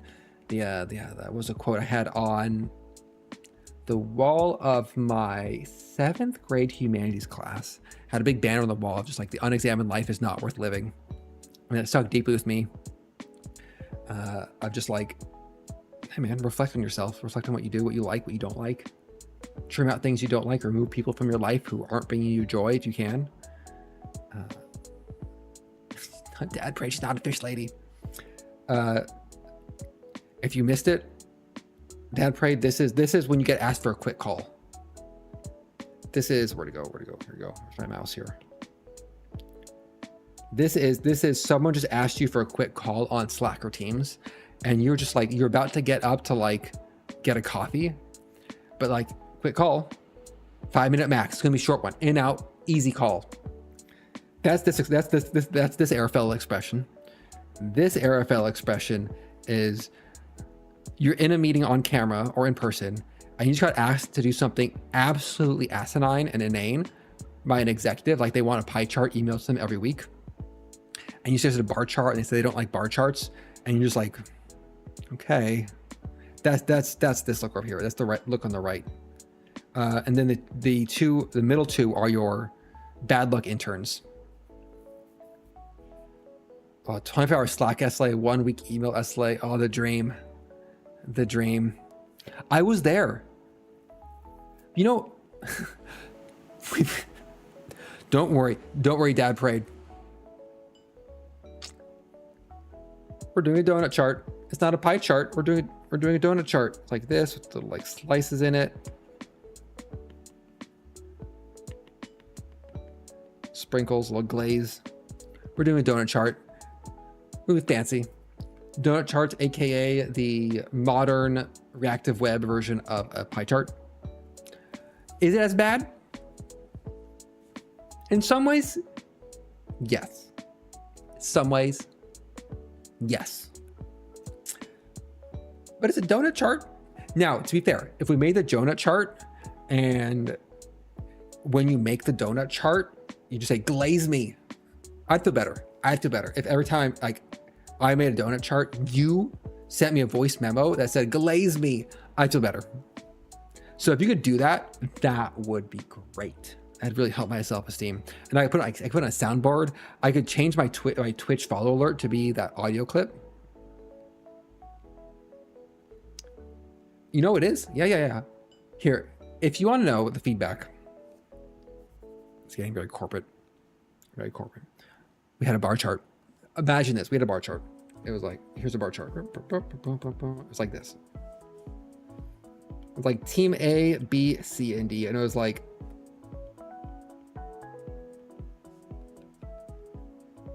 number of security tickets.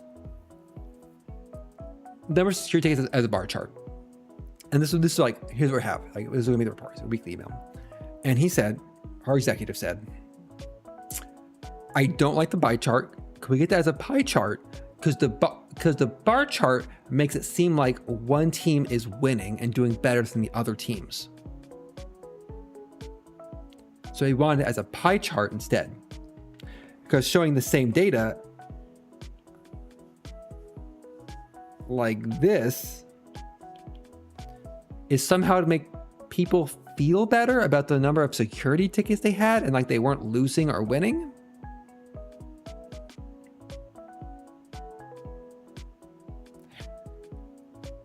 And so that's why I made this. This is the expression I made in that meeting. I was like, okay. Yeah, no. The point of the goal is for him to be able to go to team A and say, why do you have so many security tickets? But he doesn't want to go out and make team A feel like they're losing because they have so many open security tickets. And then you could say, but Sanish, why is this an email when clearly this is a dashboard he can just bookmark and open up once a week on his own? And I would say, this expression again. They are losing. They are doing a worse job. They should be publicly shamed into it. I agree. Well, I take it back. When these are internal teams, when these are like in my org, 100%. We have another chart that's like the same thing, but it's like violations by studio. So by game studio, and it's like,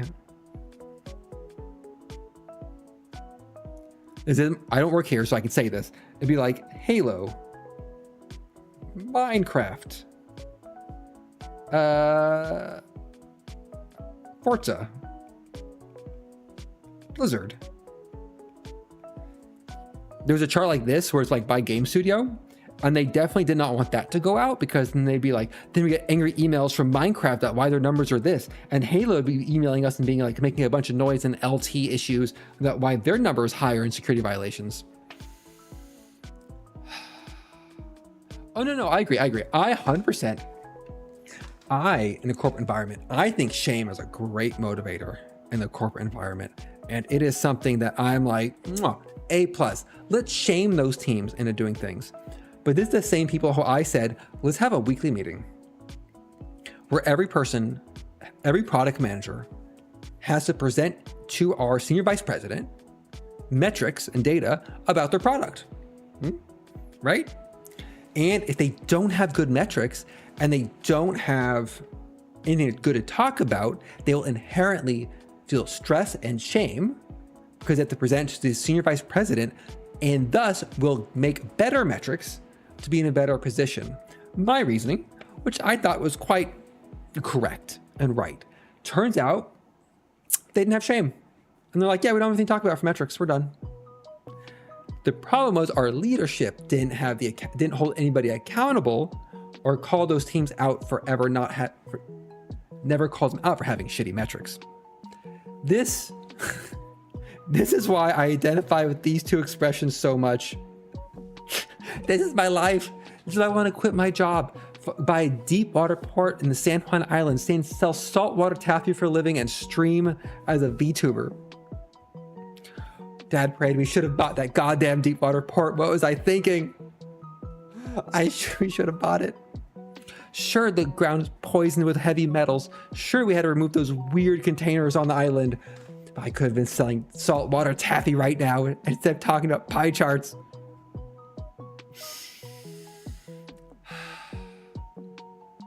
This is what a midlife crisis crash out looks like. So, I'm probably not going to be drawing anymore. I'm probably just going to be chatting for the next 30 minutes. Ugh. This is my life. This is my day-to-day life. That's why I try to escape. So let's talk about the split attraction theory instead. Unironically.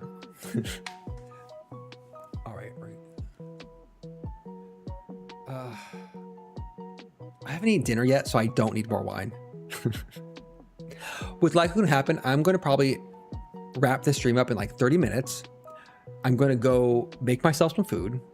I'm probably going to get another glass of wine, and then I'm probably going to drink that glass of wine and play competitive first-person shooters for 3 hours straight till midnight. 4 hours to midnight. And enjoy myself. That's kind of the plan in my head. Unless none of my friends are available to play those first-person shooters, in which case I will watch anime and play Monster Train. One of those two. I think I need to ideate more on my OCs here. But I do want to keep label these as. Actually, just move them. I can just move them around. So these two are of a feather, and these two are a different character who I don't have yet and don't have a name for. It's like, we're gonna call this just intern. Here we go. Now we're cooking. That was bad luck intern. Bad luck intern on the right here. And then Arafella on the left. Oh, bad luck intern on the right, Arafella on the left. We're working there. We're getting there. Again, Gin Britches, I had a strong headcanon for what Gin Britches look like, and I don't have that for Arafella, and that's why it's like a bit more of a struggle going through here. I think when I did my Dark Souls playthrough, I discovered in that moment what Gin Britches was and looked like, and what she looked like, and that was the silver twin tails, green eyes, gremlin-like expression. Hands down, done. Arafella's been more elusive and more wishy-washy in that look. So we're gonna stop there. We'll go back talking about gender theory. Not gender theory. So the one thing in this last year and a half that has been super helpful for me, and honestly, I hope it's taught in schools. It might not be. I don't know what schools teach anymore about gender theory, sex ed, all that kind of thing. I think when I was in middle school and high school PE class, it was kind of like, dear kids, this is herpes. You can get pregnant from many different things. You look at a classmate wrong, pregnant. Hold hands, pregnant. Now let's all put a condom on a banana. And that was my sex ed. Done. Wash your hands of it. Don't get herpes. Don't get STDs. Here's how you put a condom on. And that was it. Done. Quality. We only had get pregnant. We didn't have get pregnant and die. It was more you will get pregnant, and it was kind of, honestly, that's where they stopped. They didn't actually apply the last bit. It's a little bit more liberal area, but not too much. It was still 2002 or whatever. So I'm not sure what they teach. No, we definitely did not talk about sexual orientation, gender, or anything like that. No, that was right out. That was not in at all. All we had was like drama. We had a drama class and a drama club. And I was thinking like that was the extent of it. Who, by the way, one of my favorite teachers, so like that worked out well. Oh man.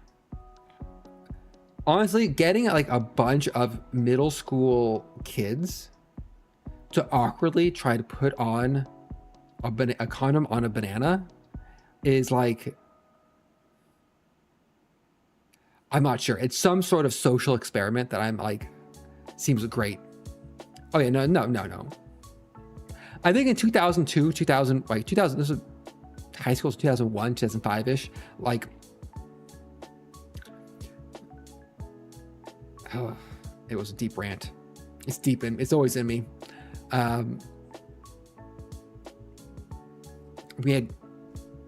could be gay. The options were you could be normal and straight. You could be kind of weird and gay, and maybe you could be a lesbian. And like, those were like the three class options you could choose for. Like, those were the three classes available in character creation at the time. It wasn't really expanded yet to other things.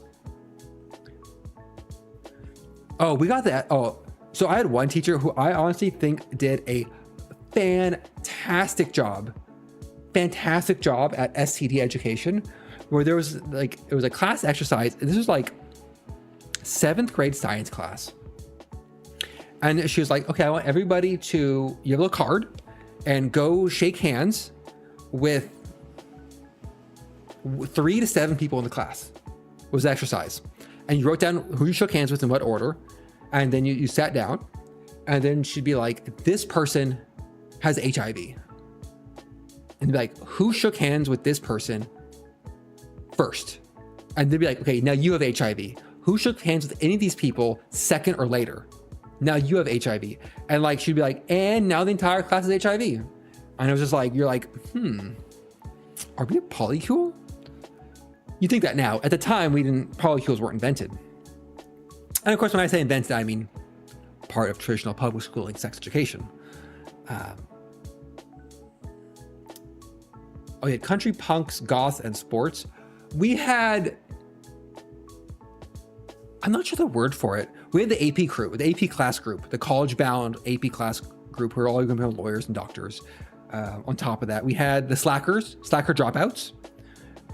We had marching band and jazz band. We had two strong and very separate contingents between marching band and jazz band. That group did not, I'm not sure if they didn't mix or they mixed a lot. Not my scene. We had a bunch of other groups. It's funny because like my brother and I went to the same high school. We were in the same grade, mind you. For our whole school education, we were in the same grade. We're like 18 months apart or something in age. We never once saw each other on that high school campus. Not once. In 4 years. Didn't once see each other, except the school parking lot when he would drop me off in the morning. And sometimes when he picked me up in his red lifted Chevy Silverado, covered in mud. Blasting country music on the way into school in the morning. There's the only times we saw each other. So there's probably other parts of school I didn't know about. I was just hanging into that AP class group of kids. My A- GPA. I made it top 10, top 20 in my high school class. I think I was top 20. I'm a slacker at heart, deep heart. So the thing I wish they taught us about, and I didn't learn until a year ago, and it's very important, very useful. It's called this. Oh, you know what? Actually, I don't know the name. Now I'm about to say it out loud. I think it's the split model of attraction. Split model of attraction. Attraction. Split attraction model. Damn, I almost got it. Essentially, and when someone said this to me, I'm just like, oh shit, this makes a lot of sense. And it explains a lot. The split attraction model is saying, look, there are different ways. Hear me out. There are different orthogonal ways to be attracted to people. Attraction is not one size fit all. And then the model goes on to say, you have, hear me out. This is going to be radical. Romantic attraction. So romantic love. Sexual attraction. And this is where it starts getting like wild.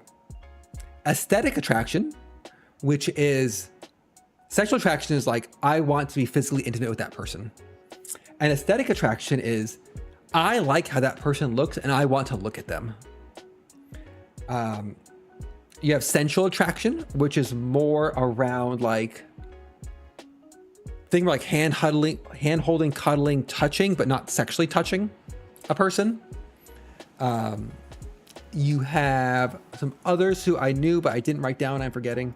There's like 8, 10. There's a lot.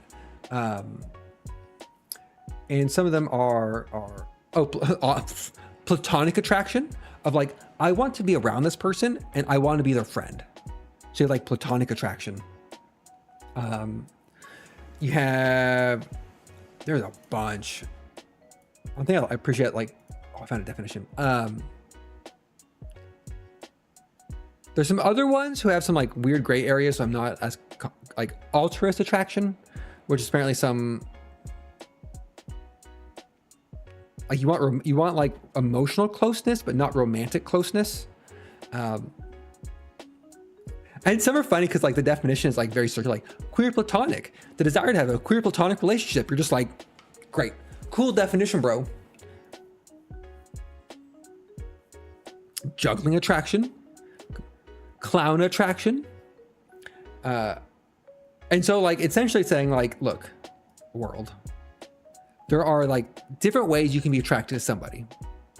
In modern society, general like Hallmark society conflates all of them together and says all these things are just there's attraction. And if you are attracted to somebody, you are therefore romantic and sexually and platonically attracted to them. Which, this might, spoiler alert, not true. I think some of us maybe have confused some of these feelings in the past and entered into, let's say, long-term relationships, mixing these different feelings up, and then 5 years in realize that you've drifted apart because you have mixed those feelings up at the beginning. I'm not saying someone have done that twice now, but maybe some of us have done that twice now.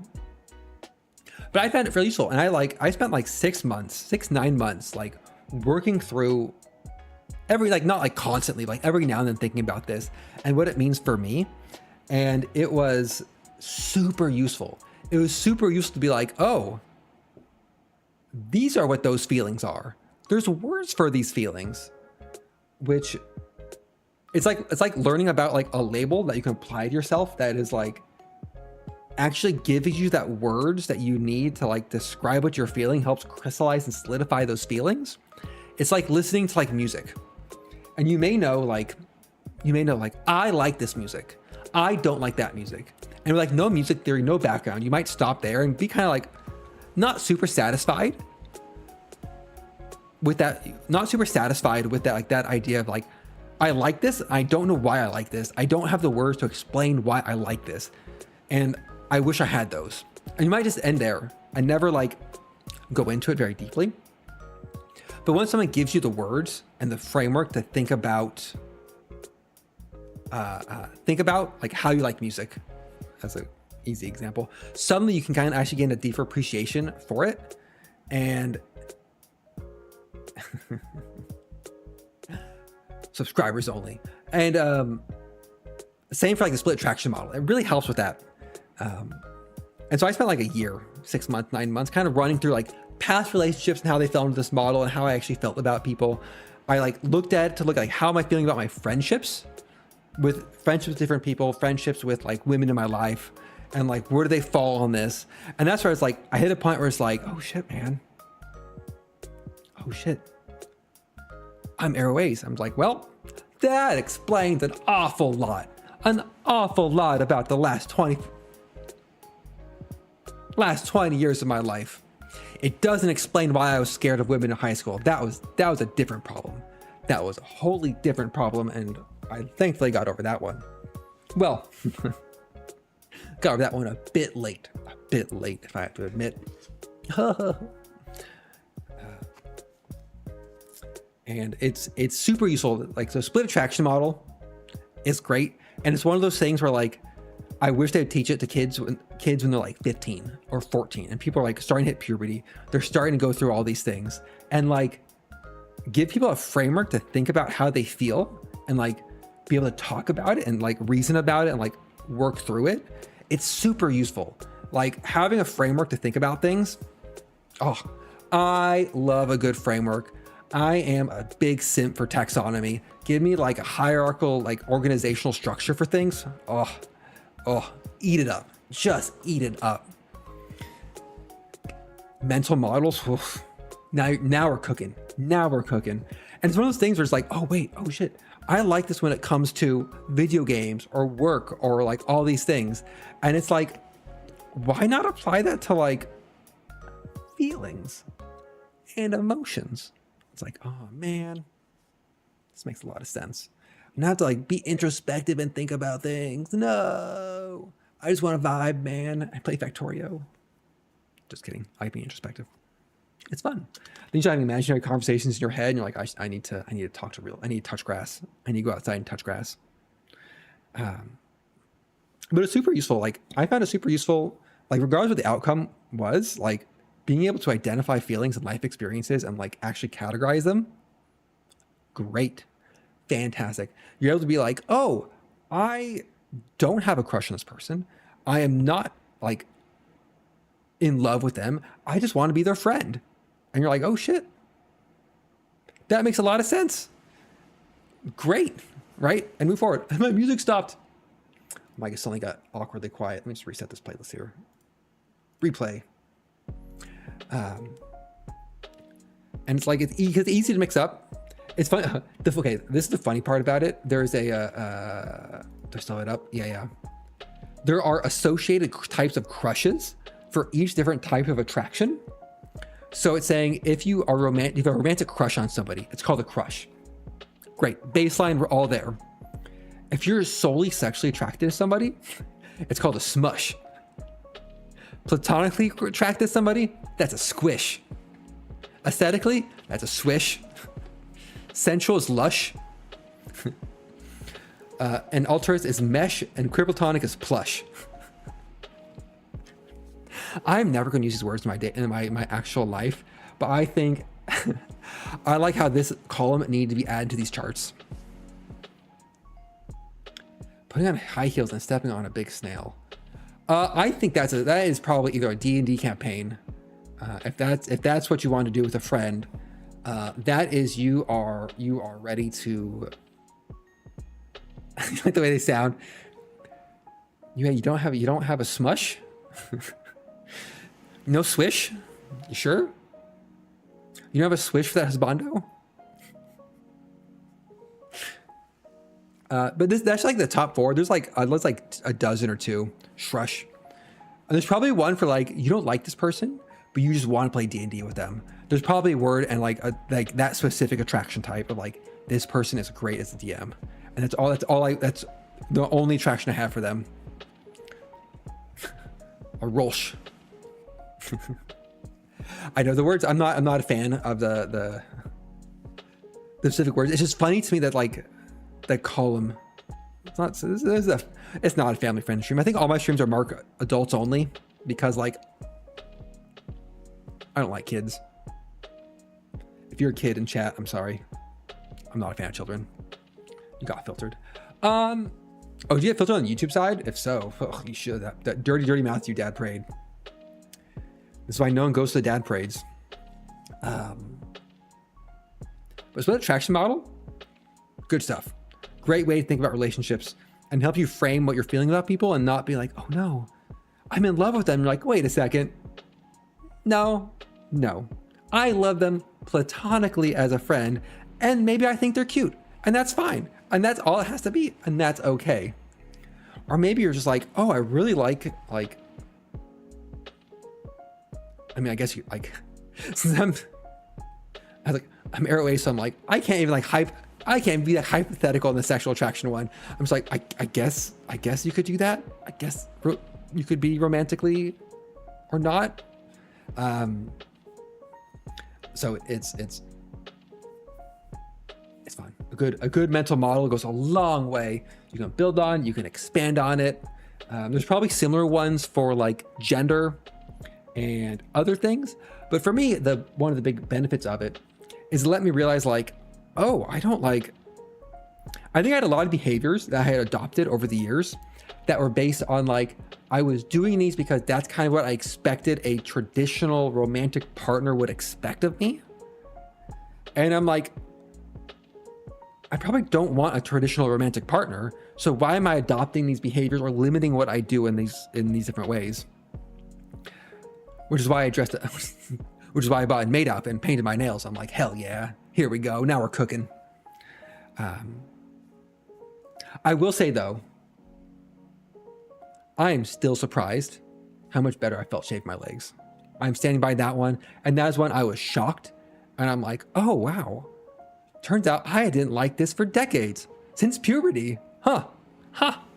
But man, it's a lot of work. It's a lot of work to upkeep. Especially when you're like 70% leg by height. A lot of leg to shave.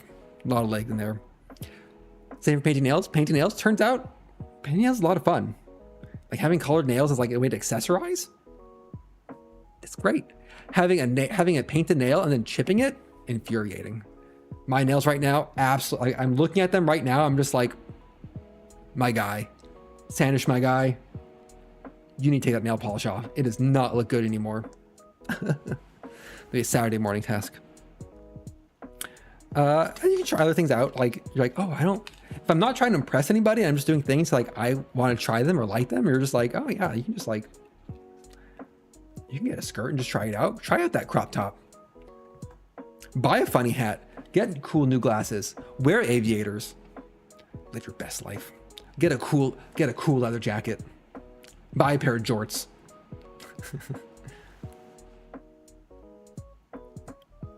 Oh man,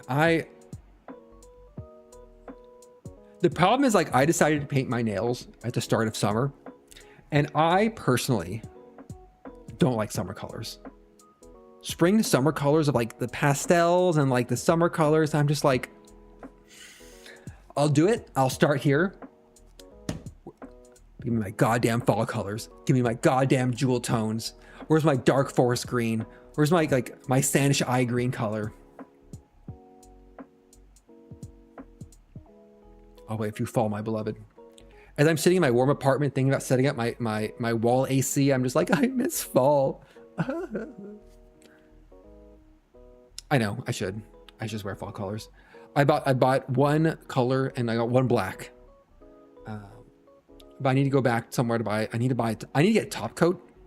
I've learned last 2 weeks, that I need to buy myself a top coat. And then another color to try out. But definitely, my God. Definitely a top coat. One thing about painting my nails that I do like, and I'm gonna admit this, I kind of like taking off the nail polish. I have always kind of liked using solvents, and like, for me, there's something fun about solvents of just like, you take this fluid and you put it on something and that thing just goes away or disintegrates. It's like chemistry magic mixed with a little bit of like, am I poisoning myself? Maybe a little bit. It could also be the fact that for me, paint thinner is a very nostalgic smell. Clipped. Because I grew up, when I was growing up, my dad owned a bike shop. And so I grew up crawling around the floor of a bike store where he'd be like fixing bikes, putting them together. And so it was a smell of like metal shavings, a certain type of grease you use on bicycles. And my dad would use paint thinner to like clean all the grease off his hands. Probably not the best thing to do long-term, but for me, it's like a very nostalgic, like solvents are a very nostalgic smell to me, especially paint thinner and acetone. So I'm just happily huffing these fumes to get cleaning all, like taking this enamel or this paint layer off my nails. And the problem is I'm thinking about it not as much as like, oh, I'm painting nails, but more like, I think about it more in terms of like painting the walls in your house of like, you got one layer down and it's going to have some see-through, but that's your base layer and you're going to let it dry and come down to the second layer and you pull the tape off. Perhaps a different approach. Then I'm like sitting here and like I overshot into my skin and I'm like, oh, I need to take that off. I'm like, what if I just do like a Q-tip and a little bit of solvent, just a little nail polish remover just on the edge there. I haven't done it because I know that's going to go badly. Like if I think I can use a Q-tip dipped in nail polish remover to clean up a painted nail, there's gonna be like one little stray strand from that Q-tip that's gonna hit my nail and dissolve a line through it. And I'm gonna be sad. And I'm gonna go,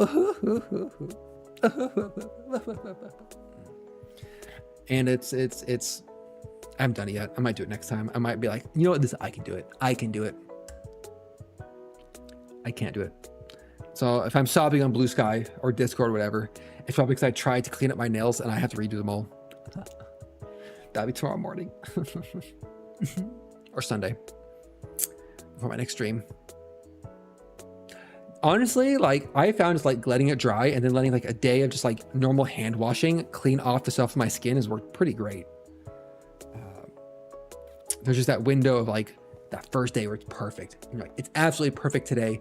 And it's the day I'm not seeing anybody. I'm not going anywhere. I'm just going to stay at home, safe, not touch anything, look at my nails and be like, damn, those are shiny nails. I think it's that. It's like the shiny nails. It makes me wish I like, it kind of makes me want to get one of my, I had a silver like Celtic knot ring I wore in high school, in middle school, my Chunibyo era. And I still have it. And I tried it on the other day because I talked about it on stream and it's too big. It's too big now to fit on my finger. Like maybe I should get the silver ring resized and start wearing a ring again. thought about it. It's in the same box that has my old wedding ring. What do you do with old wedding rings? That's a question I don't have the answer to. You save it as gold for the end times. That's my current plan. Then you barter your wedding ring as a quest for somebody. And you'd be like, oh, fair traveler, I need some gasoline and yams. I'll trade the wedding ring of my ex-wife. It's made of gold for it. And you become a quest giver. Yeah, they have to sell them and like you have to get a price. I'm just like, it's not worth the hassle. Let's leave it in a box in a shelf somewhere. I think it's white gold. It's a white gold ring.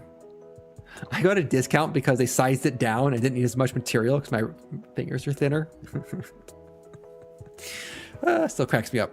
Still cracks me a bit. It's actually my second Celtic knot ring. I had a first one I lost in the snow at Paradise. Where do they get crystal geyser water? Where did I lose that ring? It's like a friend's cabin. The first time I went snowshoeing, not Shasta. Oh, Lancha, California, maybe? Is that where they get it?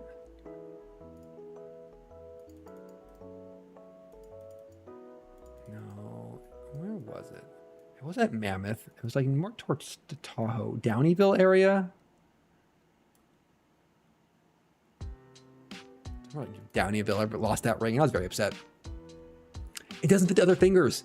It's that awkward sizing where it's too my ring finger, but it doesn't quite fit right on my middle finger. And it definitely doesn't fit on my thumb. And I don't want to wear a ring on my thumb. Like that's a step too far. Could swallow it. Maybe I did. Maybe cause I was like doing like a little toboggan sled and I had this like cool, Celtic knot silver ring, and then I hit something. I was taking gloves off, and I lost the ring in the snow, and I was upset. I had to get a new one. Inconsolable as like a 7th grader or whatever. My Chunibo ring is holding back my secret powers. The dark powers within me are being held back by that ring, and without it, they'll escape. I wasn't that Chunibo, but I was close. I was like one push from being that Chunibo.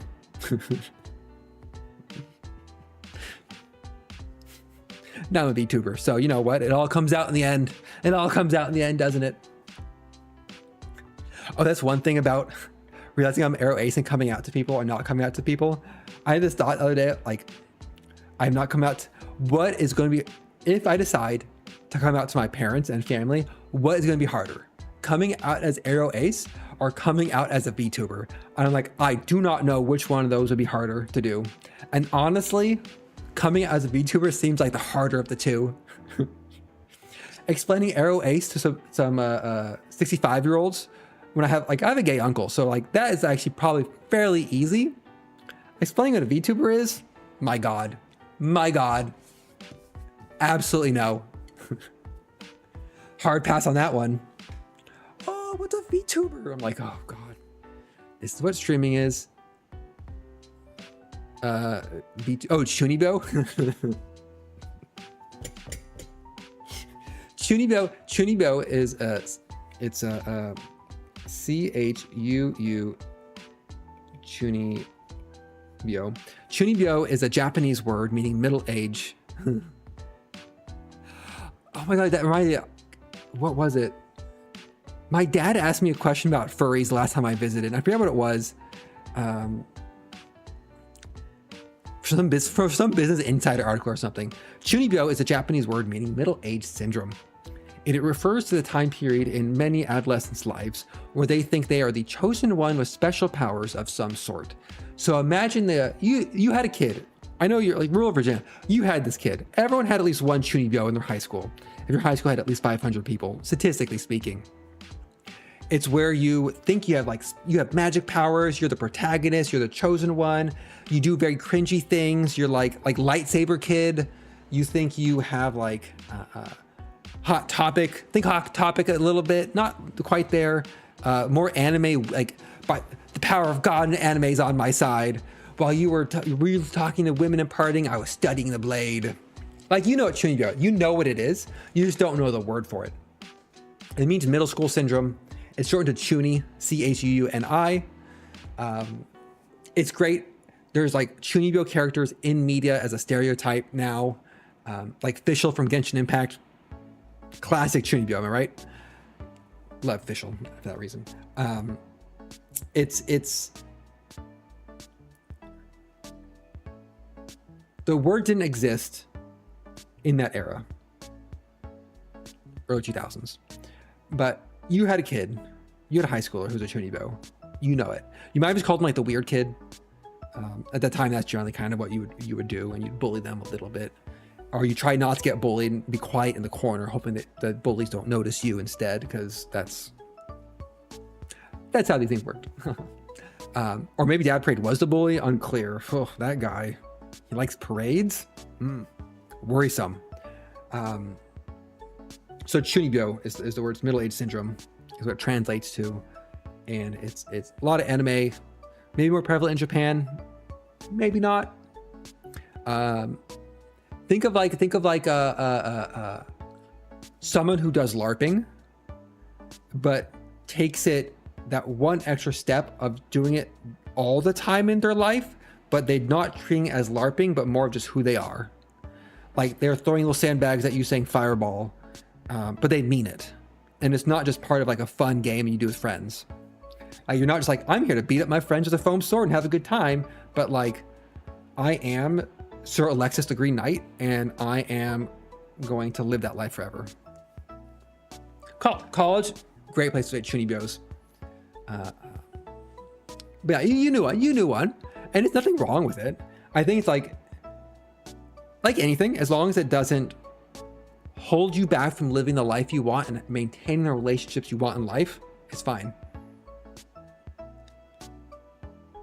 Oh, if he was taking court at the magic table, that's pretty good. That's if he had a wizard hat on, but like seriously not had a wizard hat, like he seriously had it on, and it wasn't just like a fun wizard hat, but more like a serious wizard hat. Chunibyo, yeah. We're not going to talk about who's playing Magic, in what grade, in what math classroom. I think we don't need to throw those stones here because it might hit some of us square in the forehead.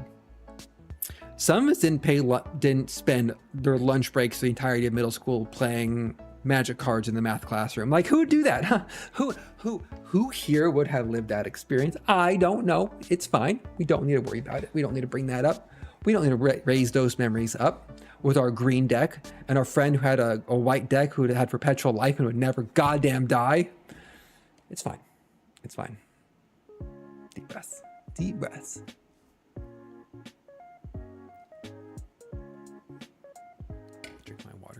So nowadays, I would definitely play a blue-red counterspell deck that would just like have direct damage to kill your creatures and shut down the other player to make them feel very frustrated and hate playing the game. And like that is what would give my current self joy. Oh, black leather gloves. Black leather gloves in college is like, oof. You're either a philosophy major if they're fingerless.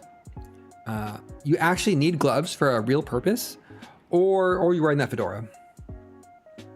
I donated mine at some point. She threw them away because of the devil, not because she's a devil. I'm like, she's a nice lady. Why would you say that about her? Yeah. No, they magic cards do lead you to Satan via leading you to Dungeons and Dragons, which leads you into joining your local greater polycule. I think that's the pipeline. That's the magic to Satan pipeline. Satan being the name of the greater regional polycule, generally speaking, if I had to guess. So she wasn't wrong, but maybe not in the way she thought. The West, I'm gonna say West Virginia, North Virginia. Wait, it's West Virginia and then just regular Virginia. I'm thinking the Carolinas. Oh, those states are the same. It's fine. It's fine. I'll just say dismissive things and shake my hand at them. So, as expected today, I had a big glass of wine. I did minimal drawing. Just one of those weeks. Just one of those days. Everything sucks. You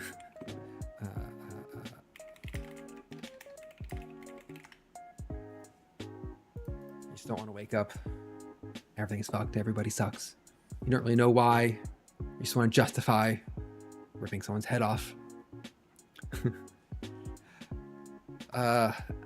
Leading you to ending capitalism. So I'll wrap things up here, though.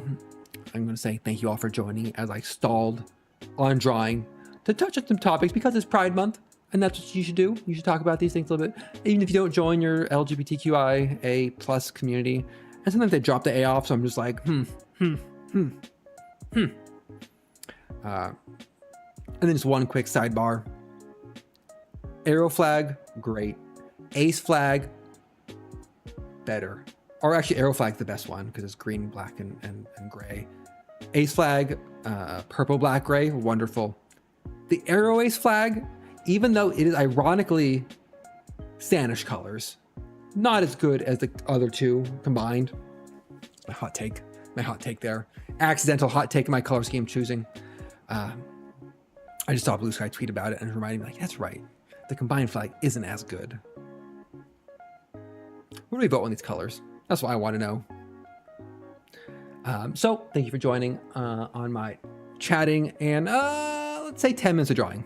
10 minutes of drawing. Mostly me drinking wine, going through a list of things to talk about, complaining about my sharing some of my workplace experiences. And listening to some low music. Hopefully people enjoy their time chatting. Maybe you're listening in the background, you're doing something productive. Maybe you're working overtime and you're suffering silently in the distance. Perhaps crocheting, perhaps cooking dinner. Perhaps you're sanding your log and making an end table with some like resin filling. You know what? People have myriad hobbies, and that's great. And I'm glad I could join you and be part of them today. My next official stream, Sunday morning, 10 a.m. Pacific time, going back into Factorio, going to lock in to the next level of science, upgrade those turrets and those death traps, which again, ironically, my Factorio stream yesterday, best stream in like 6 months. So like, I think my niche is like chatting and drawing, and then like simulation games like Satisfactory, Factorio, RimWorld, and the like. I think that's like Anno. That's where I get like actual like engagement and views and content, which is fair. That's what I'd watch. But I hope everyone has a wonderful rest of their evening, wonderful Friday. Whether it's 73 degrees, hot or cool wherever you are. I need to open some windows. It's actually warm in here. And a wonderful weekend. And I will catch everybody next time I stream. Bye-bye, everybody.